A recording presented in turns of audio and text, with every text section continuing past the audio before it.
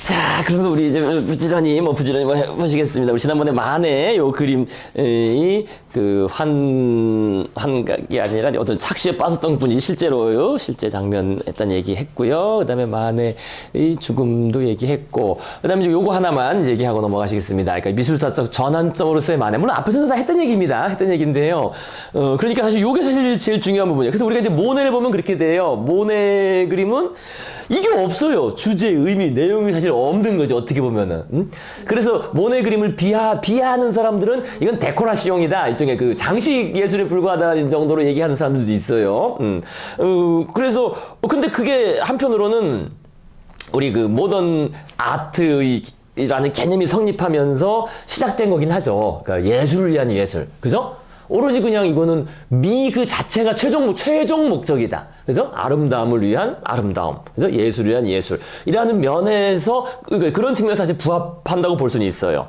물론 이런 것만 예술은 아니지만은요. 어쨌든. 그래서 그 얘기 나중에 정리드리고요. 어쨌든 핵심은 이겁니다. 그래서 사실 미술이라는 것은 원래는 무언가를 의미하기 위해서, 그죠? 뭐 어떤 의미하기 위해서 어떤 그림을 그린 건데, 이제는 이제 그 의미나 내용, 주제, 의미, 내용은 중요하지 않은, 그래서 말 그대로, 지난번에도 말씀드렸지만은, 무엇을 그리는 게 아니라 이제 어떻게 그리냐가 문제가 된 거예요. 그죠? 2차원 평면을, 그래서 평면의 실험이라고 쓴 겁니다. 그죠? 그러니까 이때부터, 만해로부터 해서 시작돼서, 1862년으로부터 시작돼서, 비롯돼서 드디어, 그 미술가, 화가들의 그 평면 위의 실험, 그죠? 2차원 평면을 우리가 어떻게, 꾸미고 그릴 것이냐. 그 실험이 시작됐다고, 이렇게 볼 수가 있겠습니다. 그게 결국엔 이제 만해부터다. 그죠? 만해부터다. 뒤돌아서 보니까요. 자, 그 다음에 한편으로는 어떤 뭐 작가주의, 그러니까 작가주의라는 게 사실 뭐 작가 지 마음대로 하는 건데, 그죠? 그러니까 미술이란 사람들이 보고 싶어 하는 모습을 그리는 게 아니라 내가 본 걸 그리는 거다. 그죠? 사람들이 흉한 모습이던 저거는 무슨 완전히 그 말라깽이에 흉하다. 뭐 필요 없고 난 내가 본 걸 그린다. 그게 작가주의입니다. 작가주의라 그러고요. 그러면서 연관되는 게 요거죠. 회화가 반드시 아름다운 것을 그릴 필요가 없다 해서 20세기 초 중반에는 정말 극단적인 게 나옵니다. 그죠? 오히려 예술은 아름다움이 아니라 그러니까 추의 미라는 이런 말이 나와요. 그죠? 추함을 추구한다. 오히려 그런 극단적인 얘기까지 나옵니다. 물론 그것도 다 큰 틀에서는 말할 수 있어요. 큰 틀에서는 차별성의 추구예요. 차별성을 추구하는 발버둥이죠. 그죠? 어떻게 하면 이제 남들과 다르게 보일 거냐를 추구하던 그런 발버둥으로서 나왔다고 볼 수가 있겠습니다. 하지만 어쨌든 보다 철학적인 큰 틀에서는 결국 요겁니다. 만해로부터 야, 그럼 미술 뭐 하는 건데? 그죠? 미술이. 대상을 뭐 그리는 것도 아니고, 어떤 의미를 전달하는 것도 아니라면 미술이 뭐 하는 거냐라는 그 물음에 이제 깊이 빠져들게 되었다. 그래서 그거에 대한 뭐 여러 가지 답변들이 나오는데 그 중에 한 가지 답변이 뭐 뒷시장에 변기 갖다 놓은 거 뭐 그런 거고요. 뭐 그런 건 아시죠? 그죠? 사실 많이 아시죠? 그죠? 그래서 그런 것들이 다 사실 그 물음을 던지고, 그 대답을 한 거라고 이렇게 볼 수 있겠습니다. 그게 결국 그 시작점이 이제 만해부터다. 라고 이렇게 보시면 되겠고요. 그래서 뭐 그 관련된 또 큰 또 얘기는 우리 인상주의, 모네도 하고 인상주의도 하면서 또 얘기 드리겠고요. 오늘은 이제 모네 드디어 이제 만해라고 모네. 근데 다른 문헌을 봐도 역시 만해가 많더라고요. 만해가 할 얘기가 많은 거죠. 이것저것 만해에 대해서는 할 얘기가 많은 그런 사람이 되겠습니다. 그래서 우리는 만해를 하면서 그 일종의 막장 드라마도 좀 봤고요. 그런데요. 그럼 이제 앞으로는 없을 거냐? 앞으로도 계속 있어요. 이게 막장 드라마. 참 이게 이상하게 이게 알고 나면 참 이게 좀 그런데 좀 그렇습니다. 자, 그래서 모네. 오늘은 이제 그것보다는 모네의 그 아침 드라마는 다음 주에 아마 나올 거, 다다음 주에 나올 것 같고요. 그 얘기는 오늘은 이제 그림 자체에 대한 이야기 좀 하시겠습니다. 인상주의의 그 탄생과 관련된 그런 이야기 하시겠습니다. 그래서 이 부분은 이제 이전에 했던 거에 복습도 돼요. 근데 자꾸 반복을 하셔야 되니까 그때 뭐 안 하셨던 분도 있으니까요. 뭐 나중에 들으실지 모르겠지만은 그래서 복습도 되는 겸 또 새로 오신 분도 있는 겸 해서 그렇게 보시면 되겠습니다. 자, 그래서 모네와 이제 인상주의의 탄생이 되겠습니다. 오늘 큰 이야기는요. 자, 그래서 클로드 모네. 그죠? 클로드 모네. 그래서 모네, 빛은 곧 색채이다. 뭐 59세 때, 60살이죠. 60살 때 역시 나다르가 촬영한 그 유명한 나다르가 촬영한 모네의 사진입니다. 수염이 아주 트레이드 마크인데 나이 들어선 뭐 젊을 때부터 숨을 길었더라고요. 모네는. 그래서 비슨곤 색채다. 비슨곤 색채다. 이게 이제 결국 뉴턴 이론에서 나온 거죠. 과학적으로. 그죠? 뉴턴에서 비롯된 이론이 그 19세기에 결국 이제 대중화가 되고. 그 전까지는 사람들이 몰랐죠. 근데 19세기 나폴레옹 이후부터 보통 교육이 실시되잖아요. 보통 교육. 그죠? 누구나 다 학교를 가게 되는, 그죠? 보통 교육이 실시되면서 과학적인 내용으로 전달이 되고, 그래서 공부를 싫어하는 애들조차도 일단 좀 알아야 되는 내용이 된 겁니다. 그죠? 그래서, 빛이, 야, 이게, 무지개가, 그죠? 그게 원색이고, 빛이 7색깔로 되어 있고, 이제 그런 것도 다 배우게 되는 거. 그래서 19세기에 그것이 이제 일반화되는 거죠. 그래서 그거에 바탕한 새로운, 그 색채론도 막 나오고 그래요. 그게 이제 반영한 게 이 인상주의겠습니다. 그래서 모네는 인상주의 스타일의 창시자 중 한 명이지만 사실상 뭐 인상주의 자체라고 할 수 있어요. 그러니까 인상주의, 여기 쓴 것처럼 그의 인상 해돋이라는 말에서 그 인상주의라는 말이 비롯됐습니다. 물론 뭐 요것만 비롯된 게 아니라 이제 다음 시간에 보시겠지만은 이 그림은 참 모네의 운명의 그림이에요. 운명. 모네의 운명과 그 아주 가련한 여성까지 얽힌 그런 그림이 됩니다. 단순한 그림이 아닙니다. 그래서 다음 시간에 그 이제 드라마 얘기는 하시겠고요. 어쨌든 인상주의란 말이 비롯됐는데, 그래서 모네는 빛은 곧 색채라는 인상주의 원칙을 평생 고수했다. 그러니까 다른 사람들은 뭐 잠깐 하다가 뭐 스타일 바꾸고 이랬는데 모네가 평생 고수했고, 그다음에 그나마 그걸 그래도 많이 한 사람이 르누아르예요. 그래서 사실 실제 인상파 사실 둘밖에 없다고 해요. 르누아르와 모네 둘 정도가 인상파. 그다음에 그걸 만들어낸 사람이 사실 둘이거든요. 이따 나오실 뭐 색채 분할법 이런 거 그런 거를 그림에 적용한 사람이 이제 모네와 르누아르 사실상 두 명이고, 나머지는 어떻게 보면 주변 인물들이죠. 그래서 우리는 마네를 이 책에서는 인상주의를 했지만 우리 인상주의로 사실 안 봅니다. 그죠? 오늘날에는 마네 정도는. 자, 그래서요, 이 사람은, 모네는, 그러니까 인상주의자들은, 그죠? 동일한 사물이 빛에 따라 어떻게 다르게 보일 수 있는지 끊임없이 탐구하고, 그 어떻게 다르게 보이는 거를 이제 화면으로, 재현하려고 노력했다는 겁니다. 그러면서 모네는 한편으로는 참, 성공한, 여기 쓴 것처럼, 우리가 모던 아티스트, 이 번역을 어떻게 해야 되겠습니까? 그죠? 모던 아티스트. 예? 이 번역을 어떻게 해야 되겠어요? 이 맥락에서는. 예? 이게 예술가로 번역하면 안 되겠죠, 이거는. 그죠? 그걸 원래 아트가 미술로 번역하는 게 더 많아요. 그죠? 아트라 그러면 미술로 번역하는 게 더 많습니다. 오늘날 우리 예술로 많이 번역하지만 예술보다 미술이라는 번역이 좀 더 맞는 거고, 그 다음에 그러니까 미술가 중에서 모던, 뭐 근대라고 해도 되겠지만 근대보다 그냥 현대 미술가, 그죠? 그러니까 마네로부터 모던 아트라 그랬잖아요. 마네부터.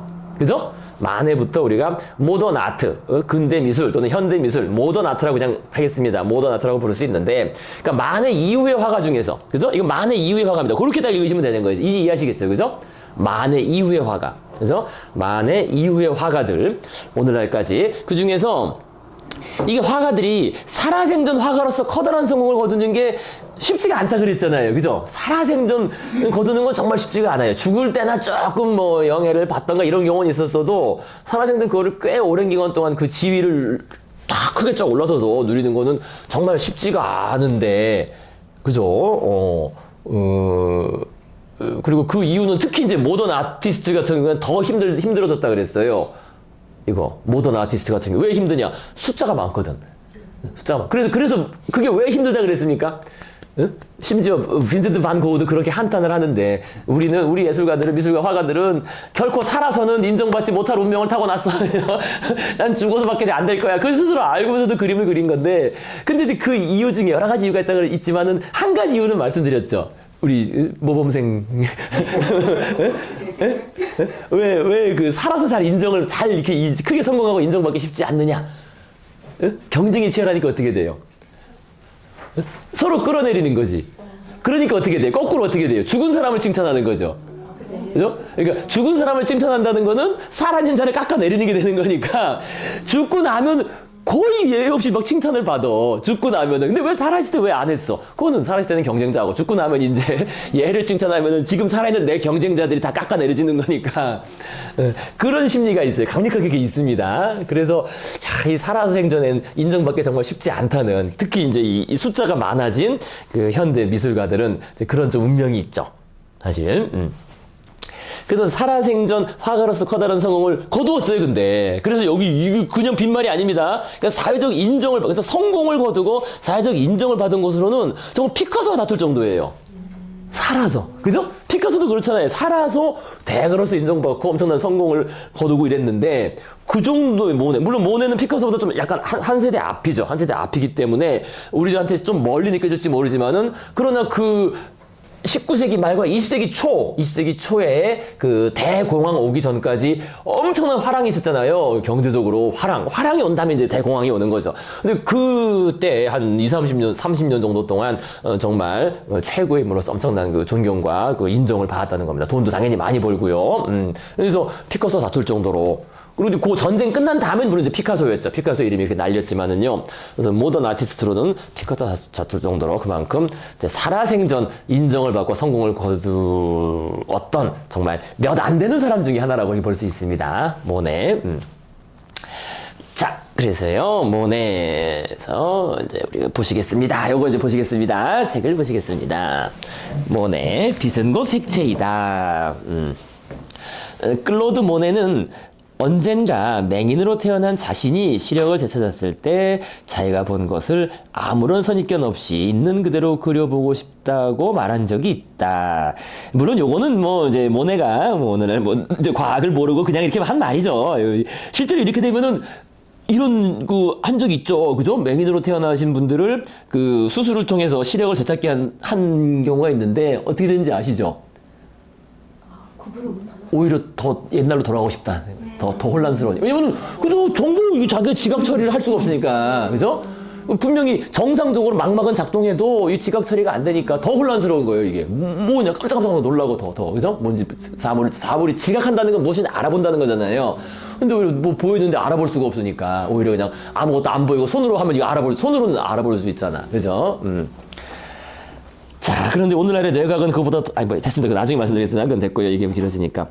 자, 그래서, 요거는 뭐 이제 과학적으로는 사실이 아닌데, 이제 무슨 말을 하고 싶은지 이제 아시겠죠. 그죠? 그러니까 아무것도 모르다 딱 봤을 때 바로 그 생생한, 그죠? 선입견 없이, 편견 없이 생생한 지각.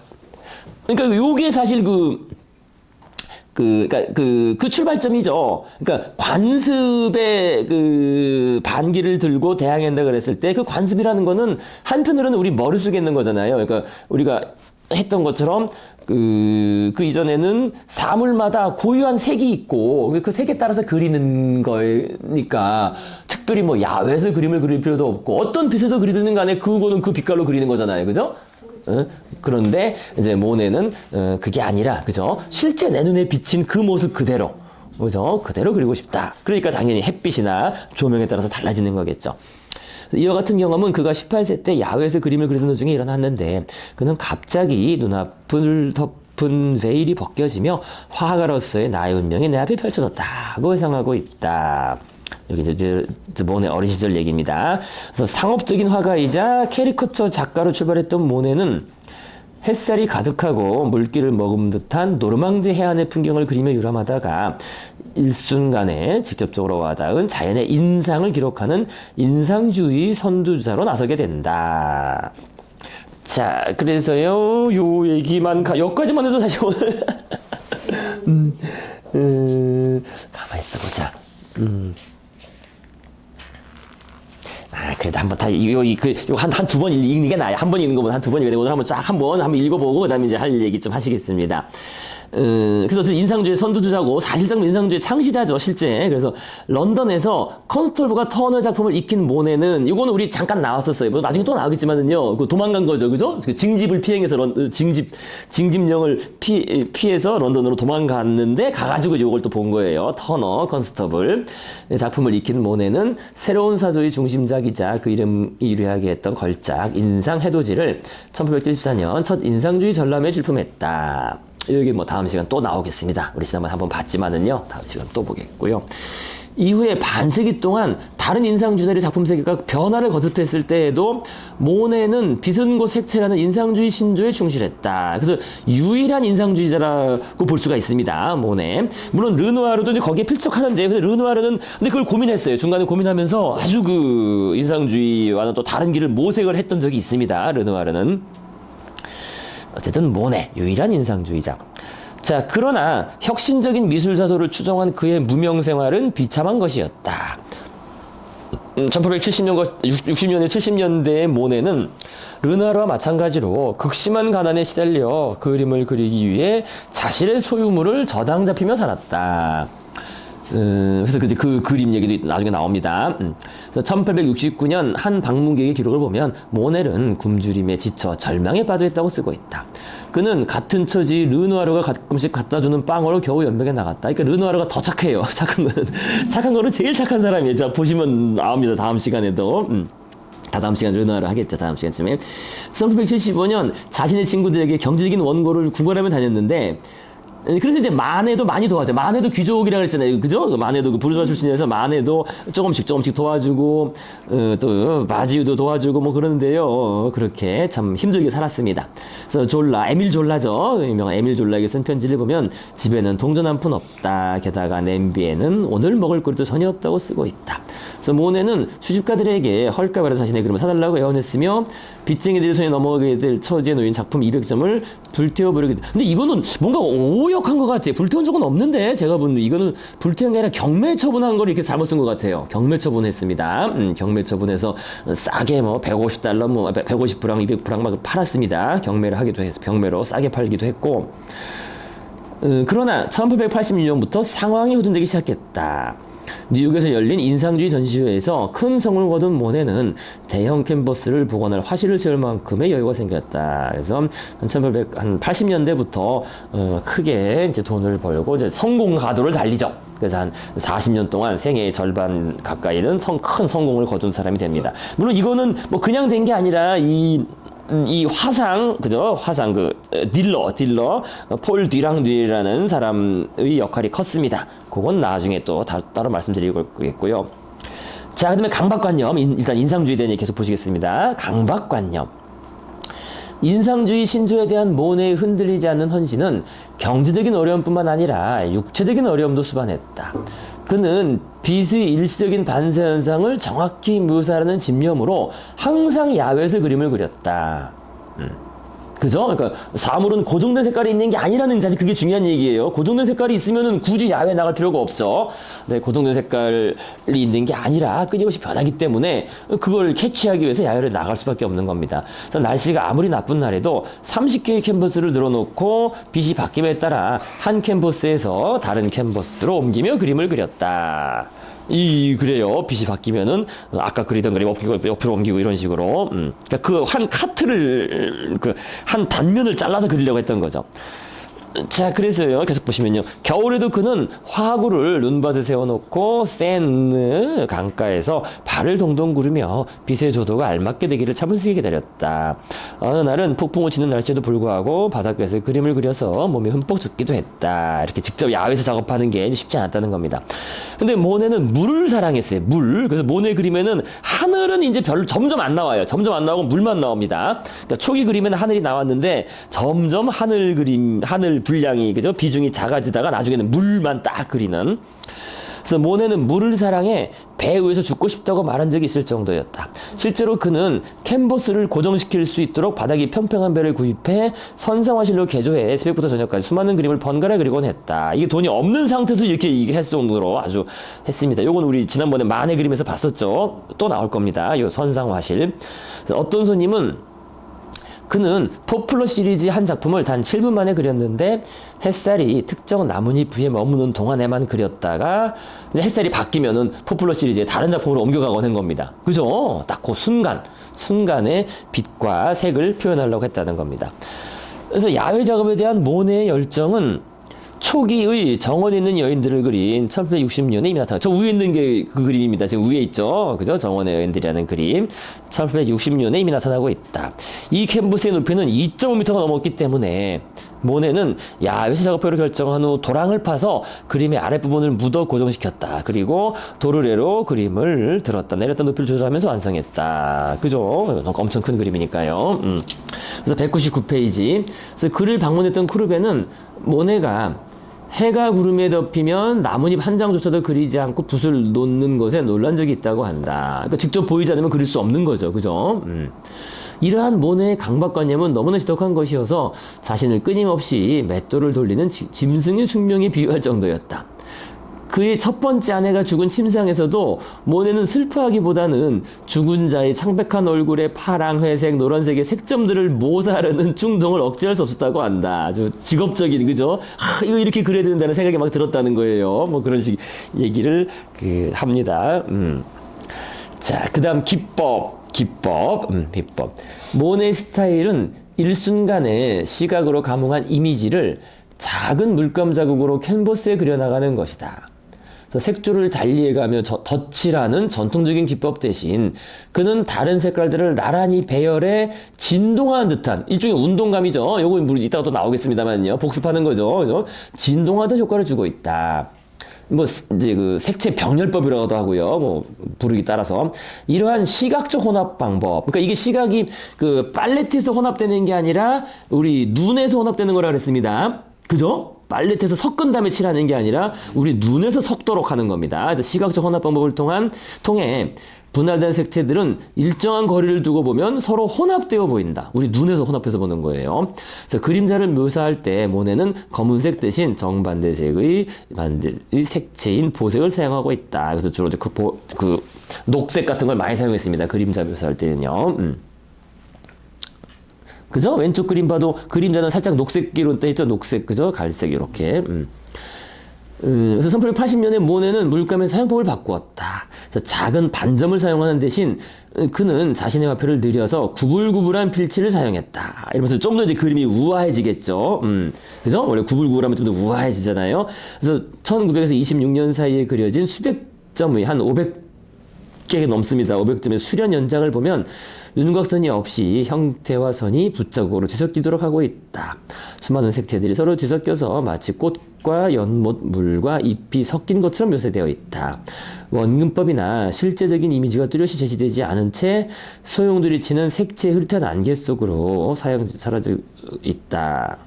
그래서 거의 추상에 가까운 이 그림의 주제는 빛 속에서 모네가 본 색채 그 자체이다. 색채 그 자체. 근데 그 자체로 감상할 목적이라는 겁니다. 이게 뭐 어떤 의미를 전달하는 게 아니에요, 지금. 그죠? 모네의 그림은. 그래서 시각적 체험, 이것이 모네 그림의 진수이다. 그는 86세로 사망할 때까지 이것만을 되풀이해 그렸다. 그래서 세자는 그에 대해 이렇게 말했다.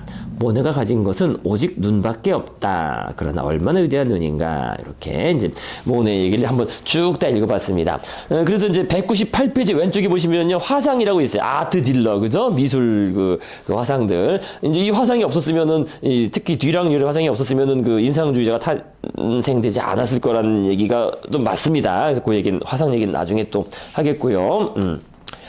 자, 그래서 모네를 우리가 지금 여기 요 책에 있는 내용은 일단 다 읽어봤는데요. 뭐 다음번에 지베르니 보시겠고요. 다시 이제 196페이지로 오시면은요. 근데 모네의 작품 세계를 뭐 크게 뭐 둘로 나눌 수 있겠죠. 인상주의가 완성되기 전하고 인상주의가 완성된 이후하고, 그죠? 그렇게 볼 수 있겠습니다. 물론 뭐 더 세분할 수도 있지만요. 그것까지는 하다 보면 자연스럽게 나오는 거겠고요. 인상주의가 완성되기 전까지 아마 오늘, 그죠? 인상주의 완성되는 것까지가 아마 오늘 하게 되실 겁니다. 그래서 어릴 때 얘기는 뭐 일일이 다 읽지는 않겠습니다. 읽지 않고 적당히 말씀드리겠습니다. 이 시간 또 다 하나 걸리면 많이 걸리니까요. 그래서 어쨌든 그래서 모네는 뭐 출생은 파리에서 태어났어요. 지금 여기 파리 있죠? 파리 있고 베르사유 있고 여기 이제 르 아부르, 그죠? 이게 이제 한번 나왔습니다. 그죠? 더 하버 일종의, 그죠? 그냥 항구란 뜻이에요. 항구란 뜻이고, 이게 이제 파리의 외항이죠. 파리에서 가장 가까운, 그러니까 서울로 따지면 인천 같은, 그보다 물론 거리가 멀죠. 서울 한 대전 거의 정도? 그 정도 때는 약간 대전보다 살짝 조금 못한, 좀 먼 거리입니다. 그래서 센강이, 세느강이죠. 우리 센강이 이렇게 흘러서 여기 르아부르, 여기 센강이 여기서 빠져나갑니다. 센강 입구죠. 그러니까 옛날에는 배가 이렇게 센강을 타고 여기까지 올라왔겠죠. 그죠? 옛날 바이킹들이, 그죠? 파리 침략할 때 이거 타고 이렇게 올라온 겁니다. 자, 그래서 이제 모네는 이제 그 어릴 땐 오스카라고 불렸다고 합니다. 그래서 아버지하고 어머니가 있고, 근데 이 사람들이 뭐 그렇게 뭐 부르주아는 아니고 그냥 평민. 그래서 여기 쓴 것처럼 아버지는 파리에서 잡화상을 하는 뭐 장사를 했는데 잘 되지가 않았고. 그죠? 뭐, 가게라는 게 좀 잘 됐다가 안 됐다가 해서 안 돼가지고, 모네가 5살이 되던 해에, 이제 여기 르하브르로, 친척들이 여기서 르하브르에서 도매업을 했더니, 항구니까, 그죠? 대량으로. 이게 특히 여기서 미국 가는 그 출항했습니다. 르하브르에서요. 그래서, 프랑스와 미국도 거래가 많았잖아요. 그래서 르하브르가 주요 항구였기 때문에 거기서 어떤 도매업 같은 게 이제 막 성업했겠죠. 그래서 친척들과 같이 사업을 한 거죠. 사업을 하면서 이제 그래도 모네 엄마는 네가 학교를 다녀야 된다 해가지고 애를 학교를 보냈는데, 그죠? 수업에는 관심이 당연히 없었고 애가 학교 가가지고 맨날 그림만 그린 거예요. 이거 캐리커처 맨날 연필로 그리고 그러니까 어머니가 일찍 돌아가시고 나니까 학교 안 다녀서 학교 가 때려치고, 그죠? 엄마의 강요로 학교 다녔는데 엄마 돌아가시 학교 때려치고, 이제 뭐 할 일 없으니까 고모 및 동네 아마추어가들에게 레슨을 받습니다. 자, 그러다가 그러면서 그림 그리기, 나도 그림 그려볼까 하는데, 이게 이제 결국 어릴 때 그린 모네의 작품이에요. 한 18살 모네가. 그죠? 그래서 그 당시 아까 나왔잖아요. 거기 어떻게 나왔냐면은 우리가 둘째 문단에 상업적인 화가이자 캐리처과 작가로 출발했다. 근데 이 상업이 꼭 상업까지는 아니고 그냥 알바 정도. 그죠? 그러니까 자기가 르하브르라는 그런 지역, 뭐 인천이죠. 인천 그런 지역에 어떤 문방구나 액자 파는 가게가 있는데 거기에서 요런 그림을 파는 거예요. 10에서 20프랑 정도 팔고 요런 캐리커처를 그려가지고 그렇게 그냥 일종의 용돈을 버는 거죠. 용돈 벌이 정도 한 겁니다. 야, 너 그림 잘 그린다 해가지고 그 액자 가게 주인들이 그런 걸 사준 거죠. 사줘가지고. 그래서 이제 액자 가게, 문방구 그런 데 이런 그림을 팔고 그림 배우고 그렇게 그냥 있었는데, 그 당시 르하브르에서 액자 가게라던 외젠 무댕을 만납니다. 이 화가입니다. 화가. 그래서 무댕은 해안 풍경 전문 화가로 해안으로 그림을 그리러 나갈 때 모네를 데리고 나가서 외광파의 새로운 기법을 전해서. 사실 뭐 외광파라는 게 별건 아니고요. 그러니까 바깥에 나가서 그 바깥에 그 태양빛, 그죠? 외광. 바깥의 태양 아래에서 그림을 그리는 그런 뭐 파를 말하는 겁니다. 그러니까 그 전까지는 다 아뜰리에 안에서, 아까도 말씀드린 것처럼 실내에서 그림을 그렸겠죠. 실내에서 그냥, 왜냐면 고정된 사물은 이건 이런 색으로 그리고 이건 이런 색으로 그리는 게 다 정해져 있었으니까요. 그죠? 고정된 색으로 그렸으니까 꼭 외광 아래에서 그림을 그릴 필요가 없었는데, 이때부터 뭔가 밖에서 외광 아래에서 그리는 그림은 다르다라는 이제 그런 이제 외광파가 있었던 겁니다. 그래서 외젠 무댕이 그런 사람이었고, 그래서 외젠 무댕을 처음 요때 요 액자 가게 주인인 외젠 무댕을 만나면서, 야, 내가 화가가 된 거는 무댕 덕분이다. 그때부터 이제 시작되었다. 라는 말을 합니다. 그래서 어릴 때 어쨌든 나름 그런 식으로 학교 가서 공부 안 하고 맨날 이런 그림만 그리다가, 스케치북에 그림만 그리다가 이제 그림의 뜻을 두고 이런 사람을 만나게 된 겁니다. 그래서 지금 나온 외된 무댕의 그림입니다. 약간 인상주의적인 느낌이 나요. 그죠? 요런 게 세부 묘사보다는 이게 좀 거친 붓질들이 좀 있어요. 그죠? 아직 뭐 인상주의까지는 아니지만은요. 그래서 외젠 무댕도 제 1회 인상주의 전시회 이거 우리 그때 봤었습니다. 그죠? 1회 인상주의 전시회 때 출품을 한, 그래서 모네의 커다란 영향을 좀 처음으로 이제 화가로 이끄는, 그러니까 전문 화가로 이끈 그 사람이 되겠습니다. 그 지역 르하브르 사람. 자, 그래서 외젠 무댕 이런 그림. 그 다음에 이런 그림 보면 더 인상주의적이에요. 이런 그림 보시면요. 무댕이 그린 여러 그 인물들의 집단 초상화 같지만은 이게 사람을 그린 게 아니라는 거죠. 보시면요, 그죠? 벌써 인물 표현에서 인상주의적인 어떤 전조가 나타납니다. 인물 표현들이 이게, 그죠? 벌써 마네랑도 좀 비슷하고, 이게 제대로, 그러니까 그 옛날 기준으로 따지면 제대로 표현이 안 됐잖아요, 그죠? 근데 이게 우리가 그 클로드 로랭의 풍경스 인물과는 완전히 달라요. 네, 로랭 한번 볼까? 이거 잠깐 끄고 끄고 보시면요, 그죠? 로랭 우리가 나오냐면은 어디 나오냐 이게. 하나, 몇 번째, 이게 번호가, 야, 이거 아닌데? 야, 아닌데, 이거 잘못 눌렀네. 네. 약간 불편해서, 아니, 몇 번이냐? 이건가? 이거 같은데. 맞는 것 같다.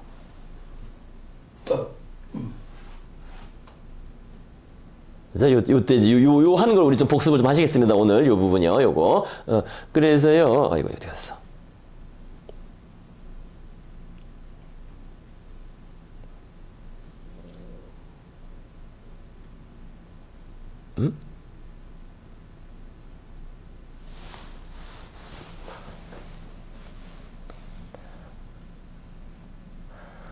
이게 한참 찾으려면 한참 걸려.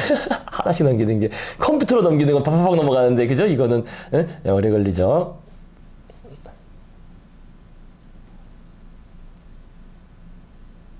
이게 아닌가? 여기 나와야 되나? 아닌가? 제가 이게 아닌 아닌 것 같습니다. 아닌 것 같습니다. 이 파일이 아니네. 네? 이 파일이 아닌 것 같은데, 맞나, 아닌가? 이게 아니다. 이게 어쨌든 여기 나왔네. 이거 맞구나, 맞죠? 클로드 로랭, 그 유명한 이게 화이 다르잖아요. 이 인물 표현이 비록 인물들이 작지만은요, 이게 다 세부 묘사가 돼 있어요. 세부 묘사가, 그죠? 인물 표현이, 그죠? 작지만 그죠? 완벽한 이런 다 세부 묘사에 이 옷이나 카라나 이런 다 그죠? 이런 거지 세부 묘사가 다 돼 있는데 그리고 좀 전에 본 그 전형적인 인상파적인 인물 묘사는 이거랑은 완전 거리가 멀잖아요, 그죠? 그냥 뭐 이게 점 찍어놓은 색점으로 찍어놓은 그냥 찍어가지고 표현한 정도밖에 안 되잖아요, 인상파 인물 표현들은. 그래서 요걸 한번 항상 비교해 보세요. 우리 인상파 인물이나 사람 표현에 대해서 이제 많이 이제 앞으로 나올 텐데요. 그러니까 요거를 떠올리시면서 이게 완전히 다르구나. 그래서 그 전까지는 다 이렇게 세부적으로 저 멀리 있는 사람들도 그죠? 가능한 한 보이는 것만큼은 다 세부적으로 묘사했어요. 그죠? 하나하나. 근데 인상파에 오면 다 그냥 쭉 하나 찍어버리고 끝나버리는 거죠. 그죠? 그냥 사람인 것처럼. 그죠? 자, 그래서 로랭. 너무나 유명한, 그죠? 클로드 로랭의 이제 그 그림을 보셨습니다. 자, 다시 이제 오셔가지고요. 자, 그래서 지금 보신 것처럼 이렇게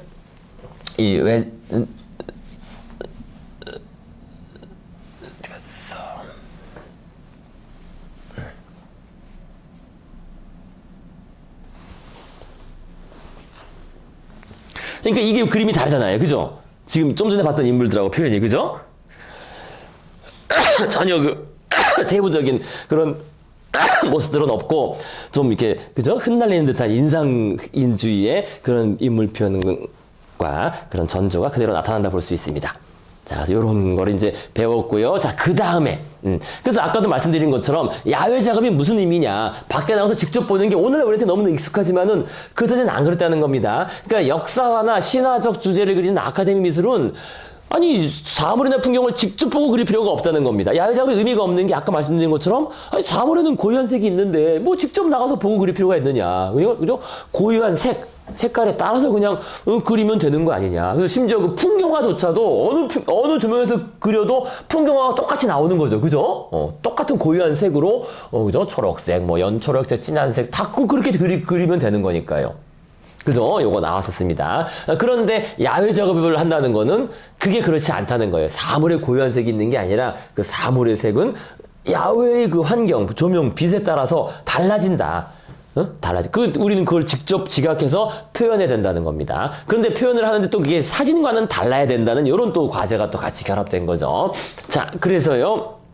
어쨌든 야외 작업의 의미는 이제 그렇다라는 걸 우리 앞에서 했었습니다. 그래서 야외 작업은 단순히 밖에서 그리는 걸 넘어서 그런 것까지. 자, 그래서 이제 모네는요, 뭐 간단히 말씀드리겠습니다. 이 부분이요. 그래서 처음으로 그렇게 이제 해가지고 외젠 부댕한테 배우고 이제 그림을 배우러 파리로 가고자 했는데 아버지가 반대하다가 고모의 도움으로 파리에 왔지만은 돈이 없죠. 이게 모네는 그렇게 잘 사는 집안 출신이 아니에요. 이제 장사는 좀 되지만은 그러니까 조금 잘 되는 동네 가게, 동네 업자 정도의 사람으로 보시면 됩니다. 그래서 돈이 없기 때문에 이게 싸게 요런 데서 또 했어요. 싸게 그 일반인들한테 교습을 해주는, 한 번에 뭐 10프랑 내면은 뭐 들을 수 있는, 그죠? 그런 교습을 좀 하다가 그러다가 이제 피사로, 이것도 나중에 인상주의자죠. 피사로를 만나고 그러다가 1981년 알제리에서 내전이 발생합니다. 이제 이런 전쟁이 발생하면은 군대가 징집되잖아요. 징집. 근데 징집돼도 재수가 없어. 추첨이 돼요. 추첨에 이제 모든 사람을 다 징집하는 게 아니라 추첨. 이 지역에서 몇 명 추첨했는데 추첨에 걸려가지고 걸려서 그걸 또 근데 얘네도 이게 말 그대로 그 돈 있으면 군대 군대를 안 갈 수 있더라고요, 합법적으로. 그러니까 2,500프랑을 내면은 그 추첨권을 다른 사람한테 넘길 수 있어요. 근데 그걸 안 내준 거예요, 아버지가. 너 갔다 와! 해가지고, 2,500프랑 돈 어디 있어? 해가지고, 2,500프랑 내면은, 이제, 근데 그거를 이제 기부하는 거지. 그러니까 일종의 그 군대 자금을 난 냈다. 그죠? 2,500프랑 내고, 대신, 우리 아들 군대 안 간다. 할 수 있는데 아버지가 안 내주고, 너 갔다 와! 해가지고 간 겁니다. 갔는데, 이때는 뭐 이런 일이 많았잖아요. 알제리로 갔는데, 알제리 가면은 당연히 물도 다르고 음식이 다르잖아요. 그러니까, 원래 물을 잘못 먹으면 장티푸스에 걸리잖아요. 그죠? 물 잘못 먹고 장티푸스에 걸려가지고 이제 뭐 길기라 알고 하다가 얘 이건 뭐 이제 쓸모가 없으니까 국내로 소환된 후에 이제 소집 해제됩니다. 그래서 군대로 어쨌든 한 1년 가까이 이렇게 군대를 갔었습니다. 군대 갔었고요. 갔다 와서 이제 장티푸스 뭐 휴유증이 좀 가겠죠. 그 당시에는 그냥 뭐 쉬는 수밖에 없지. 그래서 자기 고향으로 돌아와 쉬던 중에 이 네덜란드 풍경화가 용킨트를 만납니다. 요한 용킨트라고 줄여서 요한 용킨트. 네덜란드 출신이니까 이게 항구에 항구를 다니면서 물론 이때 사람들은 좀 유럽 사람들은 인터내셔널이에요. 이게 좀 이렇게 여기에 무슨 뭐 그림 뭐 대회가 있다면 한번 가고 무슨 뭐 하러 가고 이런 그런 일종의 사람인데, 그래서 용킨트는 밝은 붓질로 햇빛이 드는 풍경을 주로 그렸는데 좀 밝다는 게 달라요. 밝다. 그러니까 이 밝다는 게, 그러니까 이전 그림들은 어떻다 그랬어요? 기본적으로 어둡다 그랬습니다. 한번 말씀드렸죠. 그죠? 이전 그림들은 왜 어둡냐면은, 그죠? 특히 유화 같은 경우에는 먼저 검은 칠을, 그죠? 다 하고, 그죠? 밑칠을 하고, 그러니까 그게 이제 어떤 그 이념이 있는 거예요. 그때 말씀드린 것처럼, 그죠? 먼저 그림을 그려면은 먼저 검은색이나 흑갈색으로 다 칠한 다음에 그 어둠 속에서 어떤 사물이 드러나는 것처럼, 그죠? 마치 신이 어떤 그 사물을 창조할 때 카오스에서 어둠 속에서 빛을 만들어내고 사물들이 하나하나 모습을 드러내는 것처럼 그런 식으로 그림을 그렸다는 거죠. 어두운 바탕에 이제 하나하나 밝은 색을 칠해 나가면서 형체가 드러나도록 그려서, 그래서 기본적으로 어두운 거예요. 다들 뭐 카라바조 그림이나 등등이 다 기본 바탕이, 그죠? 그런데 용기트는 아예 그런 거 안 하고 그냥 밝은, 그죠? 밝은 화면에, 투명한 화면에 그렸다는 거예요. 물론 그걸 이제 시작한 사람이 용기트도 있고 그 시대 사람들 그런 게 있었던 거예요. 마네도 그렇고 그것도 그렇게 했는데, 그래서 결국 요 평가가 중요한 거죠. 용킨트라는 사람은 인상주의 직접적인 선구자로 꼽습니다. 그리고 이건 맞긴 해요. 그리고 모네도 스스로 자기가, 그러니까 처음으로 미술로 이끈 사람은 외젠 부댕이고, 그 다음에 내 눈의 교육을 완성한 사람은 용킨트다, 이런 식으로 자기가 어릴 때 배웠던 그 용킨트를 아주 높이 평가하고, 그리고 실제로 오늘날의 우리 평가도 용킨트가 인상주의 직접적인 선구자로 꼽을 수 있습니다. 그래서 그림을 보시면 딱 금방 알 수 있어요. 그림 보시면 이렇게 용킨트의 그림인데요. 근데 이 사람은 풍경화감의 판화가로 수채화를 많이 그렸습니다. 왜 수채화를 많이 그렸을까요? 이유는 좀 이따 나옵니다. 이건 수채화죠, 그죠? 딱 봐도 인상주의, 이 사람인데, 그죠? 사람이 뭔가 어부가 뭐 일을 하고 있고, 그죠? 이런 게 상당히 인상주의적이죠. 그러니까 오늘날 우리가 그림 엽서에서 많이 보는, 그죠? 엽서 그림, 뭐 이런 데서 많이 보는 그런 식의 그런 풍이에요. 밝은 하늘의 해안가 그림인데, 이게 이제 인상주의적인 표현이라는 거예요. 순간에 어떤 느낌만 표현한 거지 구체 세부사항은 잘 그리지 않고 있어요. 그죠? 그 다음에 이런 그림 보시면요. 그죠? 용킨트가 파리에 와서 파리의 세느강과 노트르담 성당, 그죠? 그렸는데, 이런 사람들의 묘사나 이런 거 보시면 정말 인상주의 그 이후에 그 느낌이 팍팍 나요. 그죠? 근데 물론 조금 있죠. 하지만 뭐 그렇게 아직 완벽하지는 않고요. 물론 이게 수채화 정도니까 좀 그렇습니다. 근데 이런 거 보시면 정말 이제 더 딱 드러나요. 야, 이거는 정말 오늘날의 그림, 엽서 같은 그림이네. 그런 방식 아니에요. 그죠? 세부 묘사를 하지 않았지만 뭔가 우아하면서도 좀 약간 아련하고 아련아련한, 그죠? 그러면서도 세부적이진 않지만은 어떤 그런 느낌을 그린, 그렇잖아요. 다 세부 묘사들이, 그죠? 이런 나무를 그려도 뭐 제대로 그리질 않았어요. 그죠? 제대로 그리지 않고, 벌써 근데 그림자도 검은색이 아니잖아요. 그죠?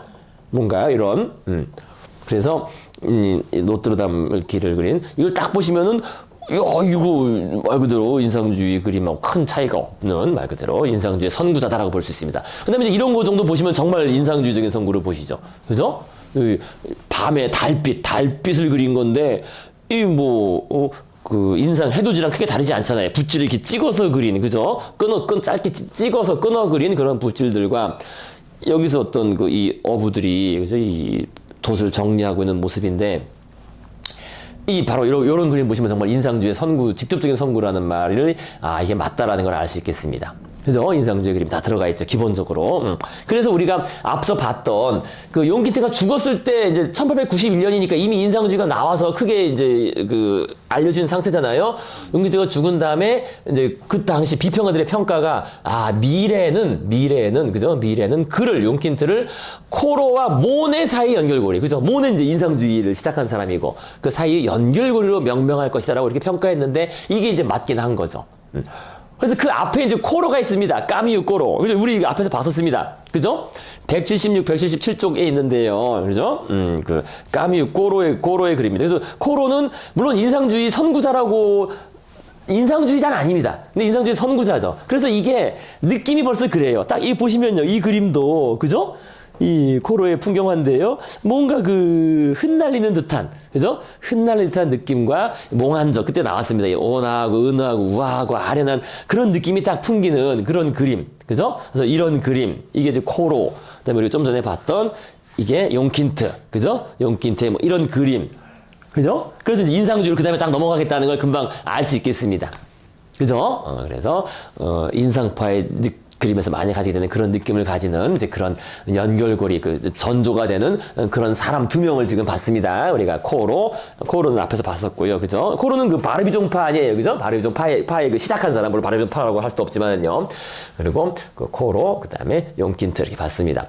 자, 그래서 이제 용킨트로 이제 그 용킨트한테 배웠는데 문제가 있어요. 근데 아까도 말씀드린 것처럼 용킨트가 왜 수채화만 주로 그렸느냐? 수채화는 빨리 그릴 수 있잖아요. 유화는 오래 걸리고. 왜 빨리 그렸느냐? 빨리 그려서 빨리 팔고 술 마시려고. 유화는 오래 걸리잖아요, 오래 걸리. 유화는 오래 걸린다는 거죠. 이게 알코올 조사예요. 술 엄청 좋아했다는 거지. 예.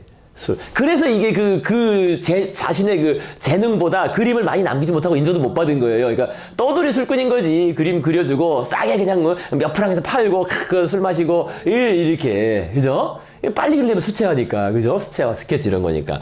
그래서 이제 이게 용킨트가 떠돌이니까 르아브르에 와가지고 이제 이 모네를 만나서 모네가 막 배우러 다니고 야 대단해 하는데 당연히 용킨트의 그림이 마음에 들지 않았죠. 왜냐면 이게 아카데미 스타일이 아니잖아요. 이건 뭐 제대로 완성도 안 했고 이거 뭐냐 이게, 그죠? 가족들이 봐도 그렇다는 거죠. 그 당시 이제 야 예쁘고 선명한 아카데미 그림이 저런 걸 그려야지. 넌 이거 뭐냐? 어? 그래서 그리고 그 다음에 이제 용킨트는 거의 알코올 중독자가 그냥 맨날 술 먹고 이러니까. 근데 알코올 중독자 치고는 오래 살았어요. 70살이 71살인가까지 살았으니까 이거 뭐 그 간이 튼튼했다면서. 자, 그래서 어쨌든 거의 알코올 중독자였기 때문에 그러니까 이제 가족들이 야 어떻게 저런 술꾼하고 어울리냐 해가지고 아직 어린 이제 20살밖에 안 돼, 21살 2살밖에 안 된 모네에게 이게 아니다, 너는 배우면 안 된다. 이제 그러면 그 다음에 어떤 얘기 나옵니까? 너 저런 이 중독자, 알코올 중독자랑 다닐 바에는 전 진짜 네가 진짜 화가가 싶다면은 정식으로 에꼴드 보자르, 그죠? 바로 그 에꼴드 보자르, 가장 최고의 권위에 있는 프랑스 파리에 가서 그런 데 가서 배우려면 제대로 배워야지. 그러니까 그 전까지는 막 그림 반대하다가 이제 이상한 사람하고 있으니까 이제 야, 안 된다. 너 차라리 배우려면 제대로 배우라 해가지고 이제 파리로 이제 보내줍니다. 그죠? 제대로 배울 거면 가서 배우라. 가서 좀 배워서. 근데 당장 입학할 수 없어. 실력이 안 되니까 입학할 수 없으니까 파리 가서 학원 좀 다니고 입학해라. 쉽게 말하면 그죠? 홍대에 가서 홍대 바로 못 가니까 홍대 앞에 학원 다니다가 홍대 가라. 뭐 이렇게 된 거예요. 그런 거죠. 그래서 이제 파리로 이제 그림을 배우러 간 거예요. 이제 에콜드 보자로 들어간다는 이제 명목상으로 가족들은 그런 줄 알고 보내준 겁니다. 그래서 다시 이제 파리에 온 건데, 그러니까 군대 제대하고 이렇게 용킨트 만나서 이렇게 좀 어울리다가 좀 배우다가, 근데 역시 뭐니 해도 그때도 말씀드린 것처럼 우리가 젊을 때 또는 처음에 봤던 그것이 뇌에 오래 남는, 평생 가는 거예요. 결정적 시기 때. 결국 용킨트나 외전 무대로부터 배운 그것을 잊을 수가 없는 거죠. 그죠? 그러니까 당연히 아카데미 스타일은 관심을 가질 수가 없는 거예요. 이게 지겹고 이제 뻔하거든, 너무나. 그죠? 특히 자기가 배웠던, 처음 봤던 것들이 그것이 이제 사로잡았기 때문에. 그래서 이제 그 파리에 와가지고 아카데미 스타일은 관심이 없었고, 어쨌든 뭐 좀 배워서 또 배우긴 해야 되는데, 돈도 없잖아요. 그죠? 사실 뭐 시골에서 보냈으니까 이게 부유한 집안다 돈도 없으니까, 당시 자유로운 분위기를 알려진 샤를 글레르의 스튜디오 화실에 들어갑니다. 이제 거기에. 근데 샤를 글레르는 이게 돈이 없는 사람들은 다 거기 모였다는 거예요. 왜냐면 지난번에 우리 나왔습니다. 그죠? 54주차에. 이 샤를 글레르는 그냥 재료비 정도. 그죠? 그러니까 수업료를 자기가 안 받았어요. 자기는 그냥 공짜로 수료해준 거지. 그러니까 모델 쓰면은 모델 돈은 줘야 되니까 그 정도. 그다음에 재료비, 물감비는 뭐 니들이 내고 수업료는 안 받았습니다. 기본적으로 이 사람은요. 뭐 그러다 물론 화실이 망했지만요. 금방 오래 못 가지만요. 어쨌든 그러니까 돈이 없으니까 그죠? 돈 없는 사람들이 모인 거예요. 근데 어쨌든 나름 근데 분위기도 자유로워가지고 여기에 갔더니 거기 이제 다 모여 있는 거죠. 돈 없는 그 예술가들 르누아르, 시슬레. 근데 바지유는 돈이 많았는데 어쨌든 이 자유로운 분위기 때문에 왔나 봐요. 그래서 바지유 등 이후 인상파의 핵심 인물이 될 사람들을 여기서 만나게 됩니다. 그게 가장 중요하죠. 그래서 바지유는 가장 친한 친구가 되고 르누아르와는 이제 평생의 동료가 됩니다. 그래서 이제 인상파를 창시하는 인물이 되죠. 물론 바지유는 빨리 죽는 바람에 전쟁에서 죽었잖아요. 빨리 죽는 바람에 이제 더 못 갔지만은요. 자, 그래서 우리 그때 봤던 이제 이 샤를 글레리 이 화실 아틀리에는 장레오 제롬 아카데미 화가, 그다음에 휘슬러, 그죠? 예술을 위한 예술, 그죠?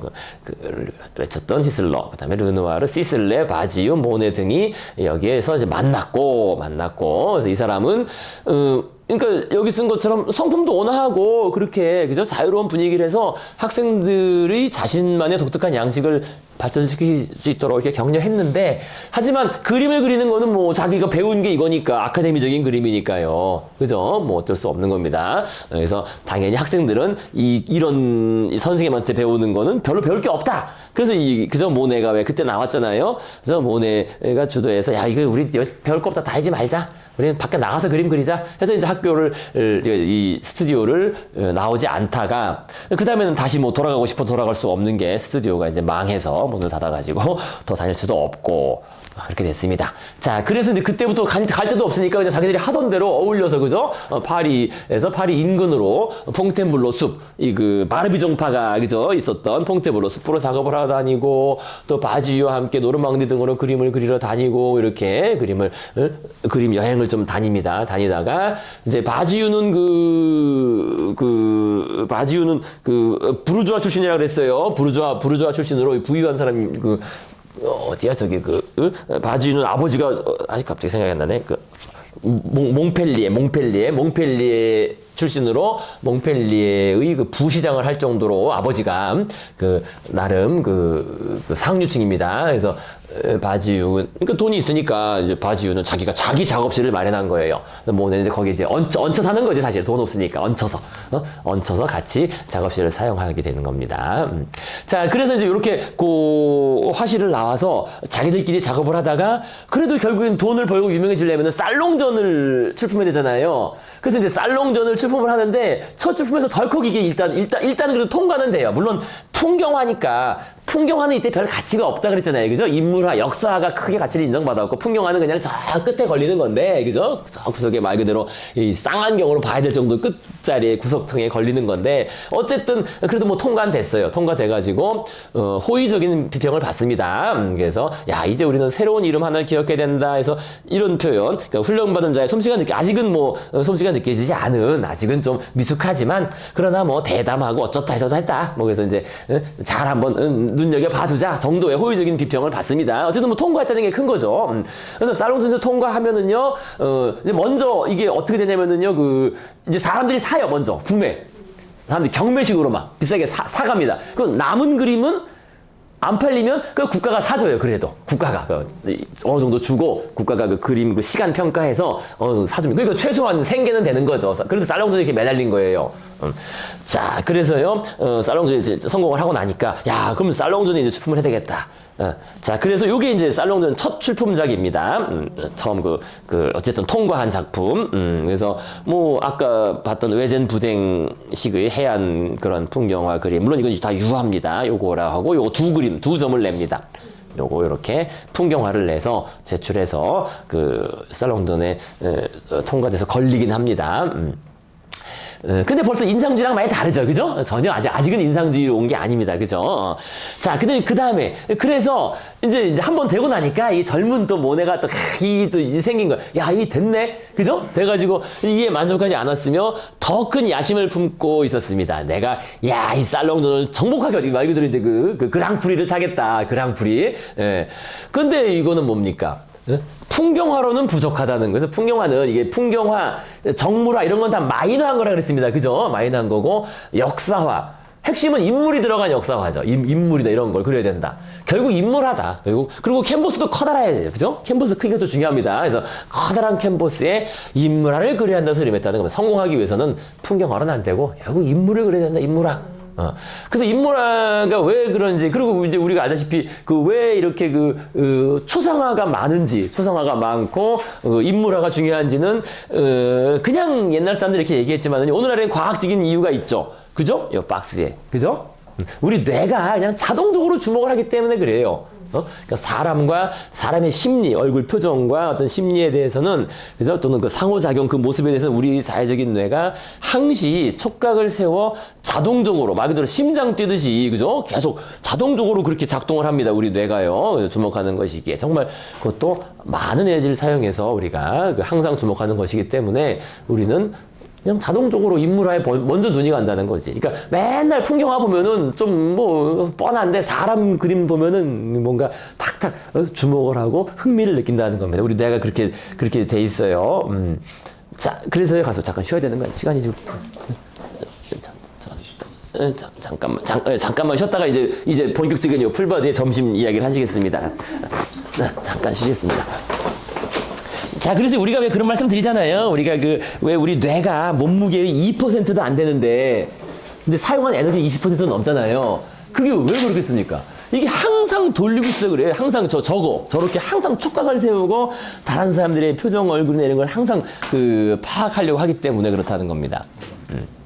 그래서 그런 우리가 사람 얼굴을 쉽게 알아보는데, 제가 나중에 그건 말씀드릴지 모르겠지만요, 사람 얼굴 같은 거를 우리 쉽게 알아보잖아요. 누구 저건 내가 초등학교 친구, 그게 그냥 되는 게 아니라는 거예요. 우리는 쉽게 하지만은, 그러니까 쉽게 한다는 거에는 반드시 비용이 들어가 있어요. 비용. 그러니까 선생님, 왜 저는 말을 많이 하니까 선생님, 선생님, 하나, 아니, 드시고 또 돌아가면서, 좀 말을 많이 하니까, 그래서, 쉬는 시간이니까. 왜 쉬는 시간이게 드세요. 자, 나도 저도 먹겠습니다. 기중기가 왜 물건을 쉽게 들어 올리잖아요. 몇 톤짜리도 그냥 쉽게, 근데 왜 쉽게 들어 올립니까? 그것도 에너지를, 비용을 많이 쓰니까 쉽게 똑같아요. 우리 뇌도 무언가를 쉽게 하면은 그게 쉽게 되는 게 아니에요. 그 에너지를 많이 쓰기 때문이에요. 아까 말씀드린 것처럼 20%를 넘게 쓰잖아요. 그러니까 항상 우리 뇌는 그걸 주목하고 있다는 거예요. 그래서 예를 들어서 오늘 제가 아침에 오면서 지하철 타면서 지하철 앞에 이렇게 어떤 사람이 이제 앉아있으면 이제 서 있으면 앞에 사람 얼굴 볼 거 아니에요. 그럼 저랑 앞으로 평생 볼 일도 없죠.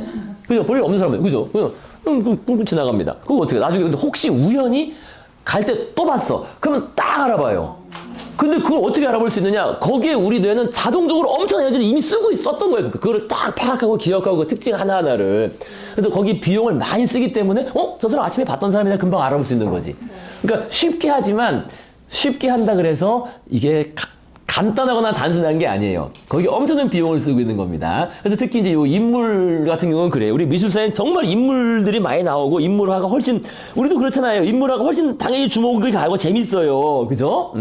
그리고 나중에 기회 있으면 우리 대중문화 할 때 말씀드리겠지만 유튜브도 그렇고, 결국 우리가 관심을 가지는 거는 인간이 아닌 것 가지고는 관심을 잘 끌 수가 없어요. 유튜브 같은 것도 예를 들어서 어떤 유튜버가 나는 뭡니까 무슨 도미노 같은 거로 해서 성공하겠다. 오래 못 가요.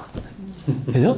잠깐 반짝은 하지만은 인간이 안 나오면은 우리 뇌가 오래 주목하거나 지속적으로 주목하고 쫓아가질 않아요, 그렇게. 잠깐 신기하다라고 보긴 하지만. 근데, 그러니까 인간들이 뭔가 얽혀야 돼. 얽히면 그게 계속 어떤 드라마를 만들어내면서 본 거 또 보고 또 맨날 달라지고 이렇게 되는 겁니다. 그러니까 우리가 그런 게 성공하는, 그런 게 가는 게 뭐냐면은 무한도전이나 런닝맨 같은 거, 런닝맨 보면은 사실 그 맨날 똑같은 인물이잖아요. 에이, 지겹지도 않냐 그러는데, 근데 그게 의외로 오래 간다고. 그죠? 또 뭐 런닝맨만 그런 게 아니라, 뭐 나 혼자 산다도 그렇고, 사실 멤버들은 정해져 있잖아요, 거의. 그죠? 근데 그게, 거기서 빚어내는, 그죠? 그 몇 명이 안 되지만, 거기서 빚어내는 역학관계와 그 상호작용들은 사실 끝도 없어요. 그건 당장 우리 가족들만 봐도 알잖아요. 가족들도 가족 내의 그 관계가 이게 고정된 게 아니거든. 3-4명밖에 안 되지만 이게 미미하게 조금씩 반하면서 그렇잖아요. 그죠? 사실 그런 거를 우리 뇌가 하도록 진화한 거지, 원래. 우리 뇌가 원래 그렇게 진화한 겁니다. 그래서 우리 뇌는 거기에 엄청난 비용을 쏟고 있어요. 항상 심장 뛰듯이.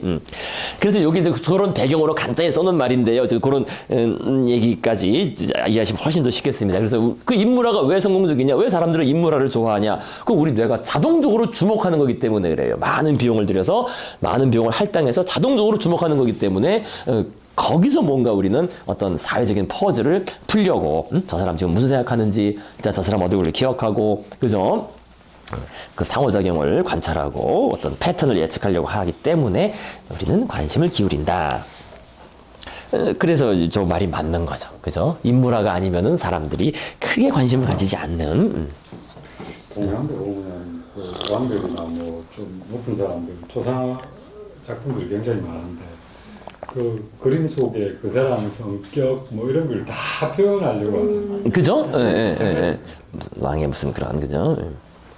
그래서 인물화가. 뭐그 사람이 있는 병까지도 포함 그 얼굴에 드러나 있죠. 그죠? 예. 무슨 병을 앓고 있다. 그죠? 예. 그러면 동양화는 좀 미화해서 그리진 않나요?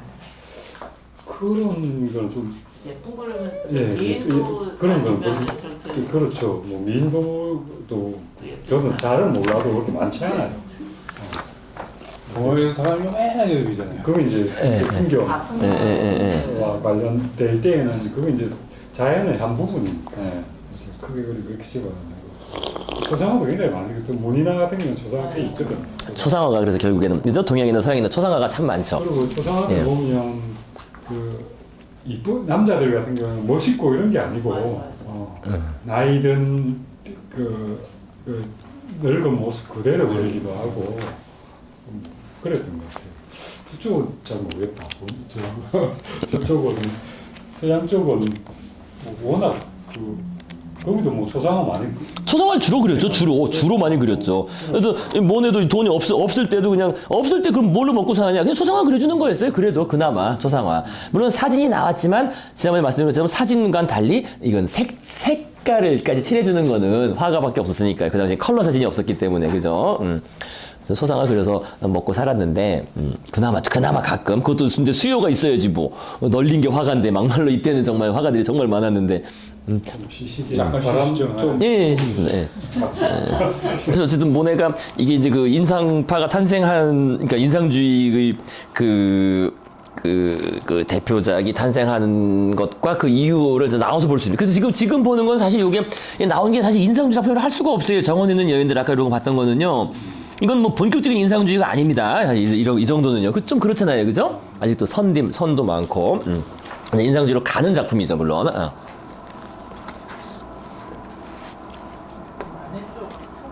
예, 그렇죠. 예. 만회 쪽에 좀 영향이 더 크죠. 네.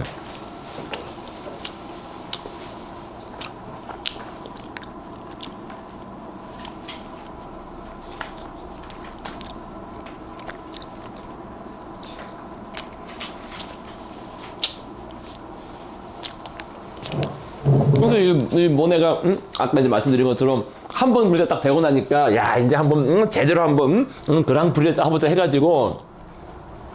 근데 자신의 스타일이 아카데미 스타일은 아카데미 배우지도 않았고 아카데미 스타일도 아니고 뭔가 이제 새로운 스타일로. 근데 그게 이미 모네는 왜 이거 1863년 만의 그 풀바드의 점심 이 스캔들 이걸 본 거잖아요, 그죠? 맞기 때문에 거기서 일단 요거를 본 거예요. 자기가 이미 외전 부댕이나 용퀸트한테 배운 그 밝은 색 이거를 이게 맞다 확신을 가진 거지. 마네의 어떤 그 어두침침한 배경에 그리는 그림이 아닌 뭔가 밝은 색으로 바꾸는 등 마네의 새로운 스타일을 받아들이면서 야 요걸 가지고 한번 내가 사실 이것도 사실 그것도 있습니다. 그때 말씀드린 것처럼 그 전작의 어떤 명성을 이용하는 거죠. 이름이 똑같으면은 그죠? 그러니까 만해가 어쨌든 악명을 떨쳤거든요. 이것 때문에 그죠? 악명을 떨쳤는데 그 이름을 가지고 제대로 된 작품을 뭔가 만들면은 내가 뜰 수 있지 않겠느냐라고 해서 제목을 똑같이 붙여요. 똑같이 풀바디의 점심이라는 제목을 가지고 만해 스타일로 저 스타일로 내가 대작을 만들어서 이 살롱전의 어떤 그 센세이셔널한 스캔들을 내지는 그걸 정복을 하겠다라는 꿈을 가집니다. 그래서 황당하게도 황당한 거예요, 이거. 황당하죠. 6.5m 미터입니다. 미터. 6.5m에 4.2m 초대형 크기로 내가 만들어서 이거를 이게 해서 내가 말 그대로 정복하겠다는 꿈을 가진 거예요. 살롱전이 이게 어린 날의 어떤 젊은 날의 칙이라고 할 수도 있는데요, 그죠? 이건 뭐 역사화에서도 이렇게 안 그립니다, 그죠? 이건 루브르에 있는 가장 큰 그림이 이게 10m인데, 그 베로네스의 그 그림이 한 10m밖에 안 되는데, 이거는 6.5m 엄청난 거지. 루브르에 있는 것보다 훨씬 그 맘먹는 정도의 커다란 크기의 캔버스를, 아니 이게 일개 이름도 없는 일개 그 화가가 아직 그 젊은 화가가 이걸 하겠다고 마음 먹어도 황당한데 어쨌든 이렇게 해서 여기에다가 실물 12명의 실물 크기의 인물들이 자작모습에서 닭고기, 파이, 와인 등을 먹고 있는 제목은 또 풀바디의 점심, 만해의 그 스캔들을 이용해서 그래서 이게 제대로 된 풀바디의 점심이다 말 그대로 그죠? 이걸 이제 기획을 합니다. 그래서 살롱전을 정복하겠다. 한번 딱 되고 나니까 이제 내가 하면 되겠다. 그래서 이걸 계획을 해요. 계획을 해가지고 그 그림이 이제 요게 연습작입니다. 연습작. 그러니까 먼저 그림을 그려야 되니까. 근데 이 정말 너무 큰 그림은 이건 야외에서 그릴 수가 없죠. 야외에서 그 캔버스 놨다가는 철수도 제대로 못하고 비 맞으면서 망하지 안 되니까 이거는 이제 실내에서 작업을 할 텐데 그러기 위해서 야외에서 이렇게 연습작을 그렸어요. 연습작. 그래서 인물이 12명이죠. 그죠? 12명이 이렇게 그죠? 뭐 아까 말한 무슨 그죠? 뭐 와인에다가 다 놓고 풀바디의 점심. 그죠? 여기 12명입니다. 그래서 먼저 연습작을 그리고 요거는 뭐 그렇게 크진 않죠. 그죠? 64, 74. 요걸 그려 놓고 요걸 이제 요걸 바탕으로 해서 그림을 그립니다. 그래서 모네는 이 그림을 그리기 위해 뭐 애인 까미유 동시회, 이름이 동시회입니다. 까미유, 보통 까미유라고 하죠. 까미유 동시회, 그 당시 나이 19살. 그래서 이제 이 여인의 기구한 인생은 우리 다음 주에 얘기할 수 있습니다. 이게 또 거기 또 하나의 아침 드라마가 나와요. 또 아침 드라마 이상이 또 참 자, 그래서 다음번에 얘기하고요. 그래서 그 모델로 처음 만났는데, 그러니까 이것도 말 그대로 시골에서 올라온 출신이 정말 하층민 출신인 그런 만났습니다. 가난한 모델 만나서 같이 이제 동거를 하게 됐고요. 자기 친구를 데리고 숲에 가서 이제 이런 이제 그림을 그죠? 이 포즈를 취해라 이렇게 눕기도 하고 말이야. 친구 보고 누우라 그러고 왔다 갔다 하고 이렇게 했는데, 그래서 요걸 구도를 잡아가지고 그 습작을 가지고 이제 커다란 캔버스, 아까 말한 6.5m짜리 그 캔버스에 그리기 시작했는데, 근데 이게 말이 6.5m 그림을 어떻게 그려 이거? 그러니까 살롱전 출품일 이전에 작업을 마칠 수가 없잖아요. 이거 혼자 다 그리고 있어요 이거 혼자, 그죠? 안 한다는 거지. 그래서 깨달아서 살롱전 출품 못하겠다 올해. 그래서 어떻게 돼요? 일단 이 그림 이게 이제 결국 미완성으로 남은 풀바디의 점심입니다. 그 6.5m짜리 그 그림이에요. 그 일부인데요. 그래서 이 그림은 일단 모르겠다 하고 일단 빨리 살롱전 내야지. 내서 뭐 돈 당장 그죠? 인정받고. 그래서 살롱전 출품할 작품을 서둘러서 그렸는데 그것이 4일 만에 완성한 초록 드레스의 여인이라는 그런 작품입니다. 그래서 그 작품이 요거죠. 요겁니다. 요거 자기 그 애인 자기 모델 아까 까미유 동시에라는 약간 얼굴 표정이 좀 어둡게 돼 있는데요.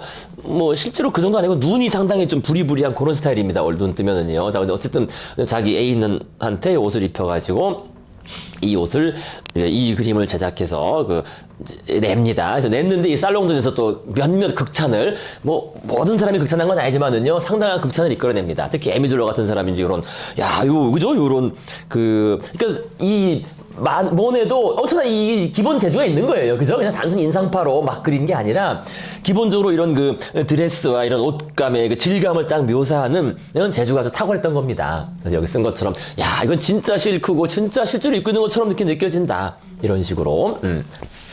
그래서 요거는 살롱전에 출품을 해서 그 극찬을 이끌어내고 그러면서 이제 한편 이때 처음으로 좀 알려진 거죠. 그 전년도에는 좀 구석탱이 있던 그림인데 이제는 야 이게 모네라고 아니면 마네냐 마네 이름이 이제 다 알려졌죠. 그 악명이 그죠? 그래서 지금 이게 1866년에는 마네는 그냥 잘렸어요. 마네는 왜 1865년에 그 올랭피아 가지고도 사고 치는 바람에 올랭피아 그 누군가 가지고 사고 쳐가지고 제 마네 쟤는 안 돼 해가지고 근데 이제 야 이거 마네가 아니라 모네라고? 모네다 그러나 마네가 있으면서 모네가 가능했다 브라보. 그래서 이제 요 얘기를 듣고 마네가 뭐야? 나는 떨어졌는데 말이야 이게 내 이름을 누가 도용했나 해가지고 이제 이름이 비슷하니까 그래서 내 이름을 도용한 거 아니야 해가지고 마네가 처음에 성을 냈는데 이제 이게 본명이 모네라는 걸 알고서 그리고 또 주변 인근 아틀리에 다 모여 살았잖아요. 아틀리에 있는 걸 알고서 그때부터 요거를 계기로 해서 이제 마네를 개인적으로 알게 됩니다. 개인적으로 모네와 마네가 개인적으로 알게 되고 그러면서 그때 어떻게 됐다 그랬어요? 그건 제가 따로 안 썼는데요. 그래서 1860년 요 이후부터 그때부터 이렇게 카페 게르부아에서 이제 모여가지고 매번 모여서 술 마시고 그 예술 토론하고 얘기하고 그러면서 인상파 기법부터 발전하는 거예요. 그래서 거기서 주로 한 얘기가 그런 거 아니겠어요? 빛이 어떻고 말해 이렇고 그런 얘기들 다 거기서 오간 겁니다. 그 세부 사항은 제가 상세히 안 썼고요. 물론 기록이 남아있지는 따로 않으니까요. 근데 어쨌든 그런 토론이 거기서 벌어졌어요. 토론과 그 서로 어떤 실험들, 그래서 실험적인 생각들, 아이디어 교환하고 또 실제로 각자 자기 화실 가서 한번 해본 결과 또 교환하고 그런 식의 카페 게르부아를 통해서 그래서 거기에 그런 일이 있었습니다. 자, 근데 아까 이제 다시 그 작품으로 돌아가지고요. 그래서 아까 그 작품은 결국 미완성으로 끝났어요. 미완성으로. 이 작품, 이 풀바드의 점심. 요것은 결국 그래서 못 그린 겁니다. 그 6.5m짜리 그 캔버스를 결국 못 그리고 미완성으로 이제 남게 되었습니다. 이게 이제 그겁니다. 이게. 아까 그 습작하고는 조금 다르죠. 조금 다른데 어쨌든 큰 틀에서. 그래서 미완성으로 남게 되었는데 이게 이제 가지고 있다가 이거 엄청난 그림 아니에요. 근데 이거는 나중에 집세가 밀리자 모네가 담보로 이 그림을 집주인에게 맡긴 겁니다. 담보로 이거 맡길 때 담보로 맡겨주고 그 집세 대신 그리고 나중에 이제 돈이 좀 벌게 되는 1880년 44년에 이를 찾으러 갔는데 이미 그 집주인 창고에서 썩었던 거죠. 그래서 곰팡이 등으로 심각히 훼손된 상태였고 그래서 어쩔 수 없이 곰팡이는 계속 파먹으니까요. 덕후 누상을 막기 위해 절단해서 이제 두 부분만 남았습니다. 그래서 엄청난 크기, 한 이만한 크기의 그림인데 그 중에 요 가운데 부분하고, 요 부분하고 요게 가운데 부분. 근데 요것도 그 만해의 어떤 평면성이 아직은 인상파가 아니에요. 그죠? 평면성이 두드러지죠? 요 그림하고 요 부분하고 요 왼쪽 부분. 요 두 부분 딱 남은 겁니다. 남아있는 부분. 큰 그림에 잘라가지고 두 개가 남은 거죠, 현재. 그리고 결국 미완성이 됐고요. 그리고 물론 결국은, 모네는 이 그림을 이제 아무도 팔지 않고 자기가 끝까지 가지고 있었습니다. 자기한테는 큰 기억에 남는 그런 어쨌든 야심찬 작업 기획이었죠. 자, 그래서 또 한 번 살롱전에 성공하고 나니까 이제 어떻게 그 다음에 이제 사람이 뻔하죠. 야, 그러면 좀 작게 그려야 되겠다. 작게 6.5도 너무 크고 좀 작게 여기 쓴 것처럼 성공에 힘입어서 모네는 대형 인물화 계율을 버리지 않고 이전보다 좀 작은 크기로 그려서 다음에 살롱전에 그래서 그렇게 해서 그린 게 요 그림이에요. 그 우리 책에 있는 그림, 그죠? 요거 정원의 그 팜모제댕 그죠? 저도 맨 처음 젊을 때 봤을 때 이게 남자인 줄 알았어요. 이게 또 여성입니다. 여성 옷 차림 보면 이게 여성이라는 걸 알 수 있어요. 이게 그죠? 남자처럼 보이죠, 그죠? 다. 네, 머리도 그죠? 이게 여성입니다. 여성이에요. 여성이 분명도 팜무예요, 팜무 다. 우산을 들고 양산을 들고 있긴 하다. 네, 다 여성이에요, 여성. 근데 저렇게 보면 여성 티가 나죠, 그죠? 아니에요? 나 남자로 보이세요? 내가 남자로 보이니? 머리가 그렇죠. 근데 각도가 그래서 그런가? 어제 딱 보면은 이 골반이나 이런 거 보시면 이게 약간 그죠? 여성입니다. 옷도 이게 예. 옷도 치마입니다. 치마가 아니고 예. 떨어지는 옷이라 바지 같기도 하고. 바지 같이 보이는데 사실은 이게 치마예요. 그죠? 원피스 같은 그런 거죠. 그죠? 그래서 저도 이거는 뭐 남자 하나 여자 3명이 되라고 생각했는데 아닙니다. 다 여성입니다. 제가 여기 썼잖아요. 4명 모두 여성임. 4명 모두 여성. 그래서 어쨌든 야 이번엔 좀 작게 좀 작은 게 이제 한 2.5m 되는 거예요, 그죠? 그죠? 아까 6m였는데 아 이거 너무 심했고 이제 2.5m 그죠? 그다음에 2m 이거 2m 2.5m에 이 그림을 그려가지고 내가 해야 되겠다. 어쨌든 인물을 그려야 된다. 인물 그죠? 인물을 아직도 근데 좀 이것도 만의 스타일이 약간 평면성이 있어요, 그죠? 평면성이 있는 만의 스타일로 좀 그려서 해야 되겠다라고 요 그림을 딱 그립니다. 그려서 그래서 아까 나왔던 겁니다. 그죠? 그러니까 이게 지금 여기 이렇게 보시면 아시겠잖아요. 요게 그 당시 파리 최신 그 패션 모드 잡지에 실린 그림이에요. 그 다음에 야, 이 여성을 이렇게 그렸네. 허리를 거의 없게 그렸네. 어쨌든 그림이니까 이렇게 그죠? 그 코르셋을 딱 입고 그리는 이런 그 당시 요 그림 요 옷이 여기 나타난 거잖아요. 그 당시 패션 잡지에 있는 그죠? 옷을 갖다 그린 거죠. 패션 잡지에 이런 옷이 있었나 봐요. 그죠? 그래서 모네가 그 당시 패션 잡지를 참조해서 이제 그림을 그렸다. 그죠? 그 당시 유행했던 옷입니다. 자, 그래서 아까도 말씀드린 것처럼 이번에는 이 그림을 온전히 야외에서 관상하겠다 생각한 거예요. 아까는 밑그림만 밖에서 그리고 캔버스 6.5m짜리 캔버스를 그 실내에서 작업을 했는데 그러다 못했는데 이제는 야외에서 완성하겠다 해가지고 아까 나온 것처럼 아까 읽었었죠, 그죠? 커다란 구덩이를 파고 이제 캔버스를 그죠? 키가 좀 높으니까 요 캔버스를 놓은 다음에 도로래로 좀 올렸다 내렸다 이렇게 해서 지렛대식으로 해서 올렸다 내렸다 하면서 그림을 그렸습니다. 그리고 이제 모델 까미요 자기 애인 자기보다 7살 아래인가 그죠? 이 까미는 열심히 달렸다. 이게 다 달린 거 이게 그죠? 막 달리고 있는 겁니다, 그죠? 야 달려봐 해가지고 그죠? 자기 그 19살짜리 애가 이제 20살 됐나? 그죠? 그래서 다 그 까미우입니다. 1인 4역 모델. 어쩌면 모델을 쓸 수가 없잖아요. 그래서 그 모델 쓰는 것도 엄청난 돈입니다. 그때 말씀드렸죠? 그래서 자화상이 많은 화가는 어떻다? 가난하다. 그래서 가난하다. 그러니까 누가 제일 자화상이 많겠어요? 여러 사람 있지만은 대표적인 게 반 고흐예요. 반 고흐. 자화상 엄청 많은 거예요. 게다가 하다 못해 모델을 서주겠다는 사람도 공짜로 서주는 사람도 없는 거야. 반 고흐는 워낙 인생이 인격이 그래가지고 옆에 사람들이 없어가지고 옆에 그냥 왜 공짜로 서준 사람도 있잖아요. 또 없는 거니까 그렇게 맨날 자화상밖에 없는 거지. 그 다음에 렘브란트도 자화상이 왜 이렇게 많으냐? 제가 보기엔 그 전에 우리 할 때 렘브란트 그 자화상에 대해 해석이 막 있어요.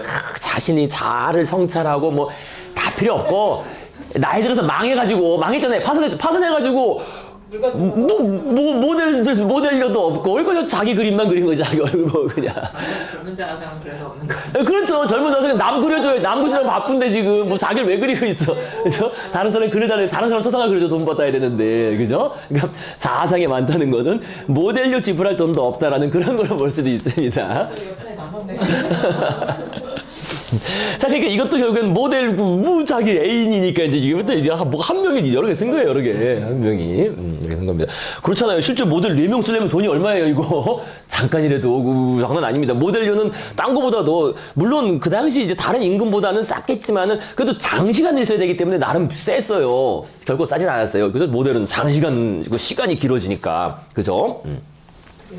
모습이 있고 모습도 잘 다니고. 잡았나 봐요. 한 명 가지고도 저. 뭐 그런 거 보죠? 정면 하나 있고 나머지는 모습 가지고 다 연모습. 뭐 좀 그렇죠, 그죠? 한 명이 아닌 것처럼, 그죠? 또 달리고 막, 그죠? 한 명이 옷으로 가리고 옆에 보고 있고 앞에 보고 있고, 그죠? 한 명이 아닌 것처럼. 뭐 근데 여기서도 사실은 표정은 중요하지 않습니다. 사실 그게 이제 그죠? 사실 그 모네가 결국은 인물 심리에는 관심이 없어 그래요. 인물 심리 자체에는 인물화 그랬는데 인물 심리에 관심이 없으면 사실 인물화는 실패한 거죠. 사실은 우리 뇌가 잘 주목을 안 하죠. 그런 쪽으로는 주목을 안 해요. 사회적인 뇌는 그죠? 인물이 뭔가 심리가 재밌어야 좀 보는데 그죠? 자, 그래서 아까 말한 것처럼 모델 까밀 열심히 달렸다. 그래서 하지만 이제 이게서 딱 야심차게 제출했는데 떨어졌어요. 사람들에서 낙선했다. 그때 바지의 그림도 낙선해. 근데 요거는 역사적인 사실 써놓은 게 엇갈리더라고요. 요때 기록에서 그런가.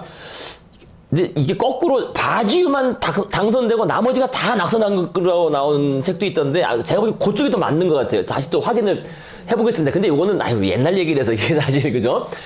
근데 어쨌든 이제 거의 다 낙선한 거죠. 다 그 같은 그 패거리들이. 같이 게르바에 모여 사던 사람들이 다 낙선해가지고 뭐 이 둘뿐만 아니라 옆에 그 르누아도 다 낙선해가지고 야 이제 우리 쌀농전에 안 되겠다 우리는 그죠 우리 안 받아준다 이렇게 그 야 우리끼리 뭐 하자 그런 식으로 이제 말이 처음 나온 겁니다 처음.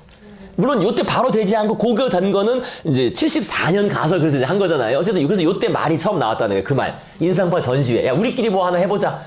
우리 쌀롱전 말고 우리끼리 뭐 한번 해보자라는 그 얘기가 요때 처음 나왔다. 이제 그 얘기입니다. 인상파랑 연결되는 거죠. 인상파 탄생과. 자, 그 다음에 이제 요 바지유. 이름이 바지유입니다. 바지유. 그러니까 바지유. 프레드릭 바지유는 아까 말씀드린 것처럼 자기 아버지가 몽펠리에 부시장을 할 정도로 부시장이고 거기 그 지역 유지로서 이 부르주아였어요. 상당한 부르주아였지. 그래서 돈이 많았다는 거죠. 그래서 바지유는 뭐 다음에 나중에 잠깐 그 그림 몇 개 보고 말씀드리겠지만은요. 그 의대를 가라고 아버지가 의대 가라 해서 파리 의대 가라 해서 파리로 유학을 보냈는데 애가 그림에 빠져가지고 의대 시험 떨어지고 그냥 그림 그리려 해서 그림 그린 겁니다. 이렇게 된 거. 어쨌든 뭐 자기 그래도 그 집안이 부르주아 집안이니까 나름 그 돈이 있었죠. 그래서 이제 옆에 모네는 너무 가난하니까. 물론 바지유도 자기도 돈을 받아 쓰는 입장이니까, 그죠? 자기가 버는 게 아니라, 이렇게 풍족하게 나눠줄 수는 없지만은, 그래도 자기는 여유가 있었잖아요. 여유가 있었기 때문에, 모네를 지원하기 위해서 이제 그 그림, 그죠? 이 그림을 이제 사주는 거지. 네, 그래, 내 그림 사줄게. 해가지고 정원의원들을 거금 2,500프랑. 이게 얼마인지 오늘날에 저거로 환산하기는 어렵다 그랬습니다만은요. 근데, 대충 아마 한 1,000만 원에서 2,000만 원 사이 정도 되지 않을까 싶어요. 어쨌든 거금입니다. 그죠? 한 1,000만 원, 2,000만 원? 그것도 넘지 않을까 싶겠어요. 군대 안 가려고 내는 게 2,500원. 예. 그러니까 어쨌든 거금이에요, 거금. 예. 자, 그래서. 갑자기 그거 왜 이렇게 아들 군대 가 있어. 군대 한 명에 대한 비용. 문이 불려서 들어도 흘려. 자, 그래서 어쨌든 이게 친구가 요거를. 얼마일까? 나도 되면 애 안 가나 봐 이런 생각. 이 친구 걸 사줍니다. 그래서 내가 사줄게 해가지고. 근데 물론 당연히 아까 말씀드린 것처럼 이거 한꺼번에 집으로 줄 수는 없고, 야, 월 50프랑씩, 자기도 이제 월 매달 용돈 받아 쓸 거 아니에요. 그래서 내가 50프랑씩 줄게 해서 요것도 아까 말씀드린 요게 이게 한 2, 30만 원에서 한 최대 50만 원 넘지 않을 것 같습니다. 2, 30만 원 매달 그 정도 되지 않을까. 어쨌든 그 사줍니다. 그림을. 이 바지유가 그래서 아주 좋은 친구인데 일찍 주는 바람에 모네는 빨대가 없어진 거죠. 사실 엄청 많이 도와줘요. 모네 이 르누아르는 먹을 것도 없어가지고. 근데 르누아르는 그냥 굶고 살았는데 모네는 맨날 찡찡거렸어요. 그게 좀 다른 차이가 있어요. 그러니까 르누아르는 그래도 착한 사람이고 모네는 좀 찡찡거려서 맨날 편지 써가지고 마네한테 20프랑 뭐 얘한테 뭐 50프랑 누구 찾아오면 돈 좀 빌려달라고 맨날 그러고 그랬습니다. 근데 그게 이제 근데 모네가 아까 그 까미유하고 동거하고 애를 낳는 바람에 사실 그랬던 이유는 있어요. 애를 먹여야 되니까. 그래서 내 아내와 애를 먹여야 되기 때문에 어릴 때부터 막 찡찡댄 수밖에 없는 그래서 그런 것 같습니다. 씨가 나중에 성공을 해서 영상을 좀 도왔습니다. 그게 또 이제 다음 주 아침 드라마가 아침 드라마가 나옵니다. 그게 또 마음을 이 아침 드라마에 참 우리 만회 보고서 참 경악을 했는데요, 그죠? 또 출생의 비밀이 또 있어요. 출생의 비밀 또 거기에도 또 모네 또 이게 또 이래야죠. 그러니까 그때 우리 변호사님께서 우리 그냥 그림만 공부하자고 인생사 이런 그 삶에 대해서는 알면 좀 너무나 이게 좀 그런 게 많아서 구린 게 뭐 구리다기보다는 좀 뭔가 이게 좀 많습니다. 그림을 당겨주는 좀 그런 게 있죠. 근데 어쩔 수 없죠. 뭐 흑역사도 흑역사니까요, 역사니까요. 자, 그래서 어쨌든 이게 실패하는 바람에 이제 문제가 생겼어요. 당장 경주도 곤궁. 그다음에 또 요때 좀 이제 자기 애인이 애를 낳거든요. 큰 아들을 낳아요. 그래서 모네가 엄청 힘들었습니다. 하지만 어쨌든 이 그림을 통해서 일단 주제가 발견됐죠. 평생의 주제, 빛. 그죠? 빛이라는 주제가 발견됐죠. 이게 결국에는 이 빛인 거예요. 빛. 핵심은 이 빛. 그죠? 빛과 그림자. 그죠? 이 인물의 심리가 아니라 그래서 요거는 오늘날의 평가도 좀 어설픈 그림이에요, 사실은 요게. 이게 한마디로 좀 약해 보인다는 건 맞아요. 저 정도면 이제 일반 감상가들도 야, 그림이 모네라고 하니까 우리가 뭐, 야, 모네 그림이야? 뭐 대단한 것 같지만 사실은 좀 약하다는 게 좀 확 사람을 끌어당기는 것까지는 없거든요. 그죠? 르누아르의 전성기 작품이나 뭐, 반 고의 그림처럼 뭔가 확 끌어당기고 강렬한 뭐 그런 맛도 없고 좀 밋밋하기도 하고 표정도 그렇고 좀, 그죠? 약간 뭐 좀 사람 같지는 않아. 약간 인형 같아. 그죠? 표정도 세부적으로 묘사한 것도 아니고 그렇다고 해서 좀 그렇고. 그죠? 좀 어설퍼요, 조금. 그래서 인물과 풍경의 융화도 느슨하고 여인들도 생기가 없어 보인다. 그렇게 그렸으니까 그렇겠죠. 자, 그런데, 하지만, 이 오솔길에, 그죠? 이 오솔길에 빛과 그림자. 그죠? 이 빛과 그림자. 그래서 빛이 쏟아지고, 요 드레스에 그림자가 있고, 요렇게 돼 있잖아요, 빛이. 그죠? 드레스를 지나면서. 그죠? 그림자가 이렇게 돼 있고. 그래서 바로 그 그림자의 빛의 강렬한 대소가 이 그림을, 그래도 그게 좀 독특하게 딱 눈에 들어와요, 사실은. 그래서 이 그림에 생기가 있다면은, 만약에 있다면 그것은 인물들에서 찾으면 안 되고, 근데 우리는 그렇게 찾는데 인물들이 아니라 그것은 빛과 그림자의 어떤 그런 생기다라고 인물을 이제 인형처럼, 볼 수밖에 없는, 그죠? 그래서 결국 이제 이 그림을 통해서 만해는 점점 자신의 어떤 빛, 그죠? 빛에 대한 탐구로 들어가기 시작했고, 그리고 이제 그것이 아까 말씀드린 카페 게르바의 모임을 통해서, 더 이론적으로, 그다음에 어떤 실험적인 그런 작업을 해서 들어갑니다. 자, 그래서 이제 요게 그 다음에 바로 이 제목을 제가 이렇게 붙였어요. 빛을 그리기 위해 그림을 그린다는 거지. 이제 이게 다르죠, 그죠? 그러니까 대상을 그리기 위해 그림을 그리는 게 아니라는 거예요, 그죠? 빛을 그리기 위해. 그래서 모네는 르누아르와 함께 파리의 거리를 그렸는데, 이렇게 파리, 이렇게 이제 이 루브르에서 위에서 보면 내려다보면 이렇게 보인다고 합니다. 뭐 저는 안 가봐서 모르겠어요, 루브르를. 그죠? 루브르에서 보면은 박물관에서 내려다보면서 파리의 풍경을 그린 건데요.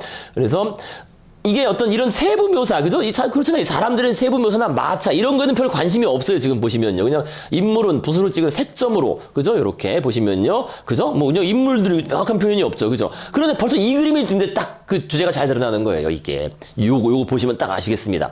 그러니까, 이거는 어떤 이야기나 메시지, 뭐, 주제를 전달하거나 인물들의 풍경, 패션을 그린 게 아니라, 빛을 받아들이기 위해 그냥 이 사물들을 그렸다는 거지. 그러니까 결국 빛을 그리기 위해 그렸다는 거예요. 그러니까 요걸 딱 보면 아실 수 있죠. 요 그림은 조금 덜한데요. 그죠? 이 그림은 너무나 명확하죠. 이건 그냥 빛을 그린 거예요, 빛을. 그죠? 이 그림은 진짜. 이거요? 그죠? 네. 바닥도 그렇고, 그죠? 바닥도 그렇고, 딱 이 그림자를 위해서 인물을 있는 거야. 사실 빛과 그림자를 표현하기 위해서 인물들을 그려놨을 뿐인 거지, 인물 자체에 관심이 없는 거죠. 다 건물도 그렇고, 그죠? 딱 봤을 때 정말, 그죠? 그냥 이 내렸지에는 빛 자체를 그리기 위해서 그냥 이것들이 있는, 그죠? 정말 이건 좀 정확히 드러나죠, 그게, 그죠? 빛을 그리기 위해.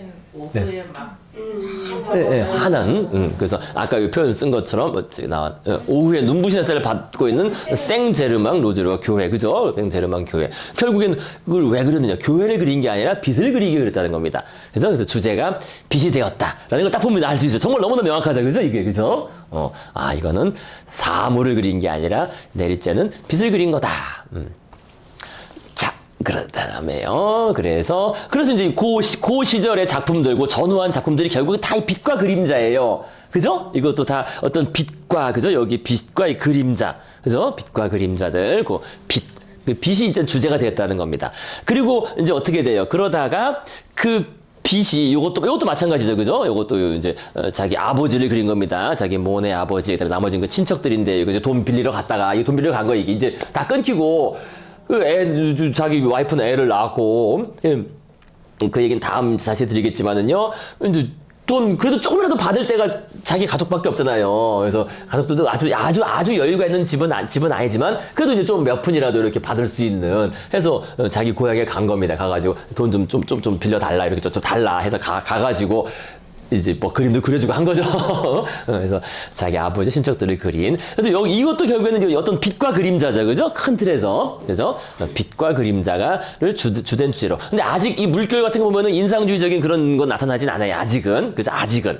근데 아까도 말씀드린 것처럼 7년, 그다음에 8년, 그죠?를 거치면서 66년, 6년, 7년, 8년을 거치면서 계속된 토론과 어떤 이론적인 모네는 배울 게 자기 친구들밖에 없잖아요. 그래서 마네나 다른 사람들부터 배우고 듣고 또 생각하고 실험을 하면서 결국 인상주의 화법에 도달을 합니다.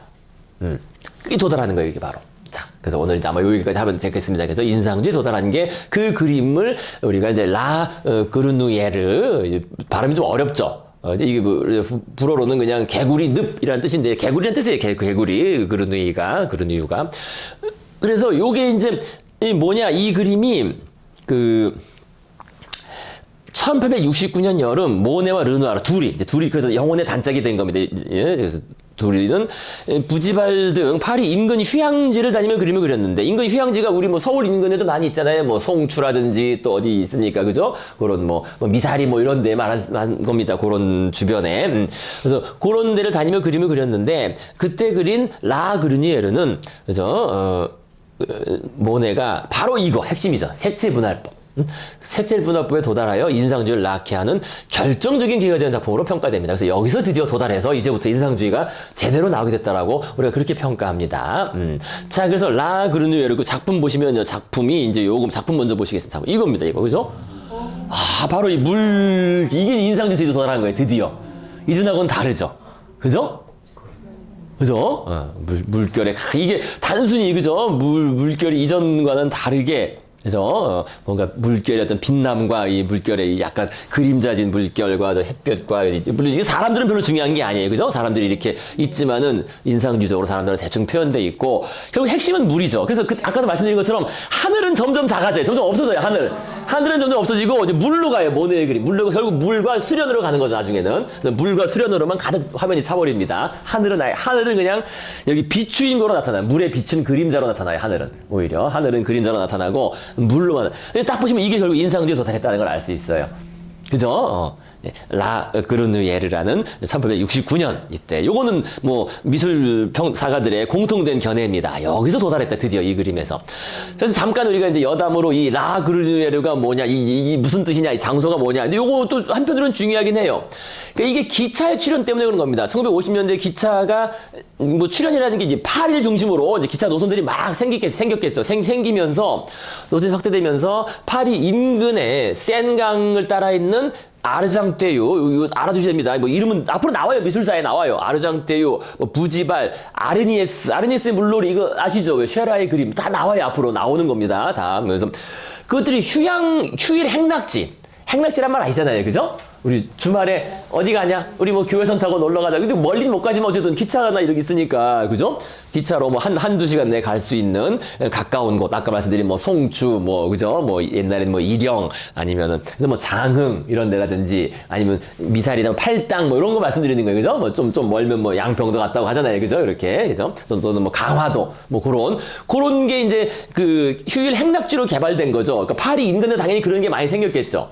그래서 이제는 부르주아뿐만 아니라 이제 도시 노동자와 중하층민들도 휴일에 뭐 하냐? 기차 타고 가는 거죠. 가서 놀러 가는 거죠. 그죠? 종종 이런 곳을 찾아 즐길 수 있게 되었고, 당연히 가난한 화가들도 그림을 그리러 교회로 쉽게 나갈 수 있게 되었다. 그래서 결국 그 결과 바르비종파가 탄생한 거잖아요. 그죠? 기차 타고 한 15분 거리. 그죠? 가서 바르비종, 그 퐁티블론 숲에서 그 그림을 그리는 뭐 밀레 이런 사람들의 그죠? 그 바르비종파가 탄생한 겁니다. 그래서 이게 상당히 한편으로 중요한 얘기입니다. 그러면서 어떻게 됩니까? 요 휴양지가 이렇게 개발되고 사람들은 이제 휴일에 북적북적 되면서 그 중에 한 곳이 그르니에라는 물론 개구리 연못이라는 뜻입니다. 이거는요. 그래서 이게 파리 서쪽 특히 이제 강가에 그런 게 많잖아요. 우리 뭐 남이섬 이런 것처럼 그죠? 우리나라에는 뭐 섬이 별로 없으니까 그런데 이 센강에는 섬이 좀 많이 있어요. 여러 가지 섬들이. 그래서 센강에 있는 섬입니다. 그래서 2.5km의 섬 이름이 이제 그르니에르. 거기 이제 개구리들이 많이 살았나 보죠, 옛날에는. 그래서 여기에 그 섬에다가, 그죠? 우리 그 남이섬처럼, 그죠? 그 어떤 보트, 뭐 수영장, 연회장, 식당 등 유원지를 만든 겁니다. 만들어 사람들이 기차 타고 와서 주말에 놀다 가고 이런 식으로, 그죠? 보트도 타고, 그죠? 이렇게 뭐, 그죠? 그 수영도 하고, 물놀이도 하고 이러고 있잖아요. 그죠? 옆에 또 식당도 있고 그런 식으로. 그래서 요게, 이제 이게 특히 인기가 좋았던 게, 그 도시를 뛰쳐나온 사람들을 가리키는 말이기도 했대요. 도시니까 평일에 있다가 개구리처럼 팔짝 뛰어나와서 이제 휴일에 놀다 가는. 그 다음에 또 이러니까 당연히 거기에 그 여성 도우미들, 그죠? 이게 지금 여성 도우미들이에요, 이게. 여기 돈을 받고 함께 놀아주는 여성 도우미들. 또 이런 직업이 있는 거죠. 오늘날 뭐 이제 막말로 무슨 노래방 도우미 하시는 분들도 있는 것처럼, 그죠? 이게 산업사회의 그늘인데요. 뭐 그때도 말씀드렸잖아요. 그런 식의 거죠. 뭐 매춘이나 뭐 다방 이런 게 또 그 산업화의 그늘로 형성되는 것처럼 이것도 이제 그런 식으로 형성됐나 봅니다. 그런 행락지에 이런 여성 도우미들도 있었다고 하면 이게 이제 그런 여성 도우미들의 모습이에요. 같이 수영해주고 놀아주고 뭐 애기도 봐주고 하겠네요. 자, 그래서 그런 유원지인데 이제 그걸 그린 겁니다. 그게 이제 이제 이해하시겠죠. 유원지에, 그죠? 사람들이 이게 여성 도우미인 거죠. 이 사람들이, 그죠? 딱 보니까, 그죠? 예. 벌써 유니폼이 있잖아요. 그죠? 유니폼이 있고. 여기도 이제 뭔가 같이 수영해주고 이렇게 해서 거기를 그린 겁니다. 자, 그래서 이것이 이제 근데 왜 그 인상주의에 도달한 그림이시겠습니까? 그죠? 이 물결 표현이 벌써 다르잖아요. 그죠? 근데 이게 색채 분할법이라는 거예요. 색채 분할법. 그래서 제가 요거를 좀 확대해서 봤습니다. 자, 보시겠습니다. 그래서 요렇게 있으면 요거를 조금 확대하면은 이렇게 돼요. 그죠? 이렇게 되고. 그죠? 그죠? 여기 좀 보이죠? 이거 좀 더 확대하면은 이렇게 됩니다. 그죠? 좀 더 확대돼 있나? 확대하면 이렇게 됩니다. 그러니까 이렇게 보면은 이게 뭐 별다른 윤기도 없고, 그죠? 색채가 그냥 분할돼서 여기 하얀색, 그죠? 여기 노란, 그죠? 뭐 황색, 여기 뭐 이렇게 돼 있어, 이렇게. 이렇게 될 뿐이라는 거예요. 그죠? 이게. 그러니까 가까이서 보면 이렇게 이걸 뿐인데, 근데 아까 딱 보시면 이게 다시 거꾸로 올라가면은, 그죠? 이렇게 올라가면 올라갈수록, 그죠? 딱 올라가고 나면은, 야, 이게 전체가, 이제 멀리서 보면 이게 전체가 뭔가, 입장에 윤기가 있고 뭔가 살아있는 것처럼 물결이. 그러니까 이게 일종의 마법과 같은 그런 색채 분할법이라는 거죠. 그죠?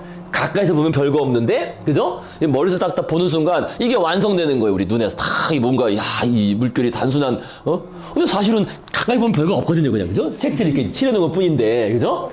그러니까 이걸 완성한 겁니다. 그죠? 그래서 이제 인상주의 완성이라고 하는 거예요, 이게. 그래서 드디어 도달했다. 드디어 여기서 도달했다. 이해하시겠죠? 그죠? 이렇게. 그죠? 이렇게. 보면은 정말 뭐 별거 없는데. 그죠? 별거 없는데, 자, 이게 쫙 하고 나니까, 야, 이 물결이 정말 살아서 찰랑찰랑거리는, 그죠? 어두운 그림자 속에서 그렇게 보인다는 겁니다. 자, 그런데 이거는 이제 같이 아까 르누아르랑 같이 다니면서 그림 그렸다 그랬잖아요. 르누아르가 똑같은 그림을 그린 거예요. 이제 그 라 그르뉴에라는. 이 르누아르 그림은 좀 다르죠? 그죠? 르누아르도 분명 색채 분할법을 쓰고는 있습니다. 근데 그 의미가 다르죠, 그죠? 색채가 이렇게 그죠? 섞어서 쓰지는 않고 이렇게 따로따로 이렇게 칠해서 이렇게 색채 병렬법적인 하고 있는데 르누아르는 벌써 관심사와 이게 달라요, 그죠? 아까 이 보시면요, 그죠? 여기서는 이거는 그 모네의 그림인데 모네의 그림은 이 관심사가 결국 물이에요, 그죠? 그죠?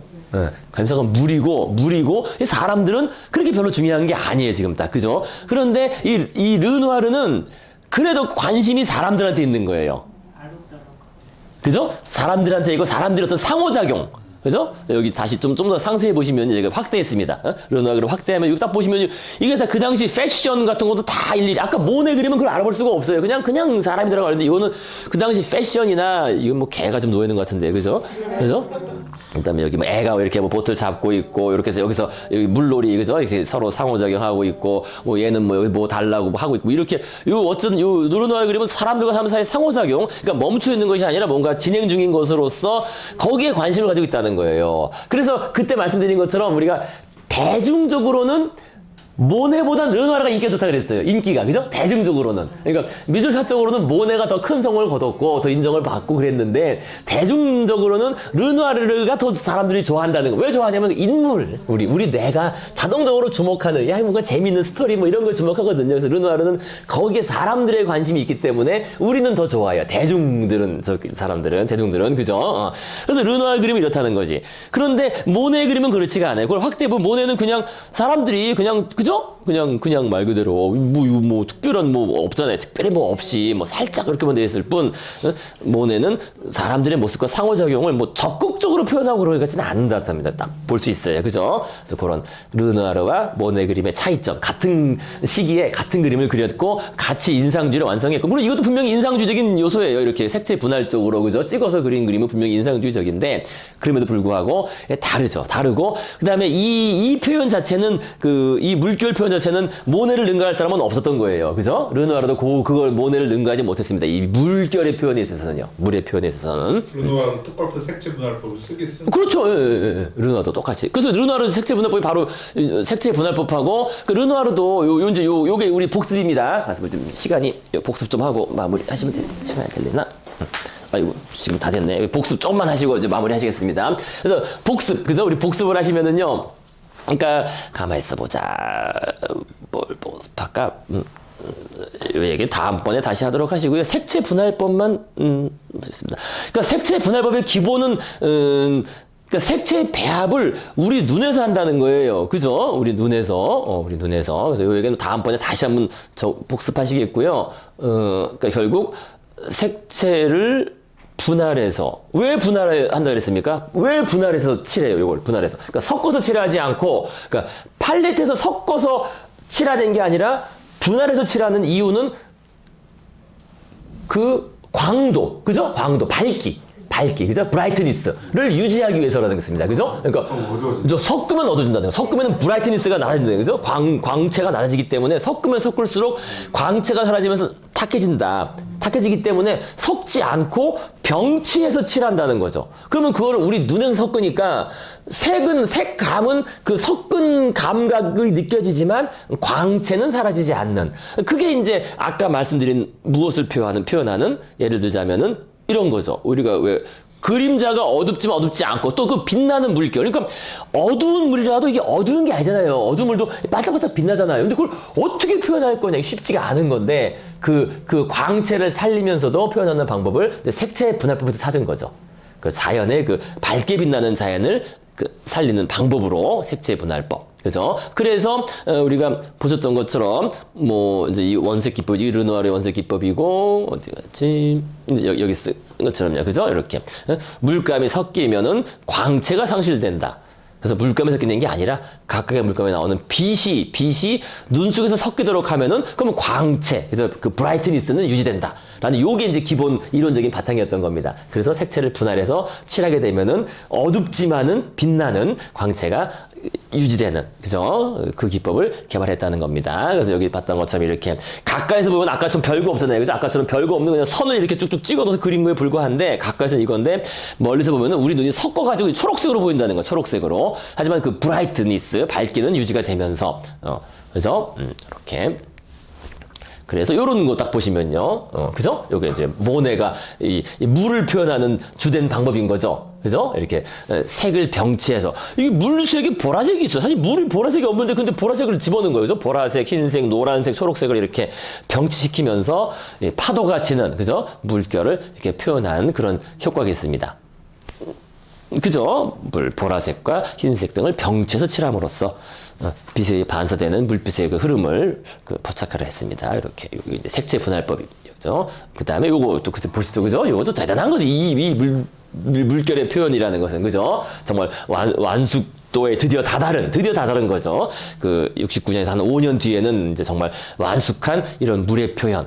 지난번에 우리 그 마네의 표현하고는 비교가 안 돼요. 그죠? 마네의 이 비교가 안 되고, 야, 이거 어떻게 물을 이렇게 표현하는, 다 이게 근데 색채 분할법에 의해서. 근데 가까이서 보면 아까 그런 식이라는 거예요. 아까 봤던 것처럼 가까이서 보면 그냥 이렇게 쭉쭉쭉 칠해 놓은 건데, 이거 좀 떨어서 보면, 이야, 이게 그죠? 빛나는 거 광채가 유지되면서 물이 찰랑찰랑거리는 듯한 그것이 그대로 살아서 탁 우리 인상이 전해지는 그런 그림을 완성한 그게 이제 바로 인상주의에 도달했다. 바로 이 물빛에서, 그죠? 우리 그렇게 평가할 수 있겠습니다. 저렇게 재현하는 거 쉽지 않나요?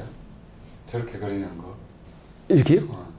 아니 그러니까 네. 같이 했는데 모네는 저렇게 잘 표현을 하는데 물빛 같은 네, 경우는 르누아르 같은 경우 저렇게 표현 못하죠. 그렇게 해서 안 나오죠. 이렇게 해서 안 나오죠. 그럼 저게 쉽지 않다. 쉽지 않은 거죠, 이게. 그러니까 사실 그렇겠죠. 이게 어떻게 하냐에 따라 다르겠죠. 이게 그냥 막 찍어 그린다고 되는 게 아닐 거 아니에요. 그죠? 그러니까 정말 엄청난 노력과 그 있어야만 되는 건데, 뭐, 저도 뭐, 화가가 아니니까 뭐라고 말씀 못 드리겠습니다. 자, 그래서요, 이제, 우리가 아까 봤던, 이제, 오늘, 여기까지 딱 됐습니다. 그죠? 여기까지, 그, 인상주의에 드디어 도달한, 그죠? 라, 그런 류를 통해서, 이게, 색칠이 이렇게, 그죠? 분할해서 병치한 건데, 별게 없는, 실제 물에는 이런 노란색이 없는데, 그죠? 없잖아요. 실제 물엔 노란색이 없잖아요. 근데 그것을 병치해서 그림으로써 이런 식으로, 그죠? 이 뭔가, 그죠? 일렁일렁거리는 어두우면서도 밝게 빛나는, 어둡지만 밝게 빛나는 물빛을 표현하는 드디어 그래서 인상주의에 도달했다. 이렇게 평가할 수가 있겠습니다. 그래서 오늘 요까지 하시고, 그래서 이제 요거를 기준으로 이 앞에 그림하고 이제 완전 다르죠. 그죠? 이제부터는, 그죠? 앞에 그림은 이런 정원에서 뛰어다니고 이런 거 그리는데, 그죠? 이런 거랑은, 야, 이제 인상주의는 다른 애라고 얘기할 수 있는 거예요. 그죠? 그래서 우리가, 그러니까 이걸 보고서, 뭐네, 인상주의, 이렇게 말하면 안 됩니다. 그래서 이거는 인상주의까지는 아닌 거예요. 그죠? 이 그림은요. 그죠? 유명한 그림이지만요. 그죠? 그래서 인상주의 그림은 이제 드디어 저 그림부터 시작된다. 그래서 오늘은 여기까지 하도록 하시겠고요. 우리 다음 주는 쉬시고, 그죠? 다음 주는 그 다음 주에 뵙도록 하시겠습니다. 수고 좀 많으셨습니다. 예.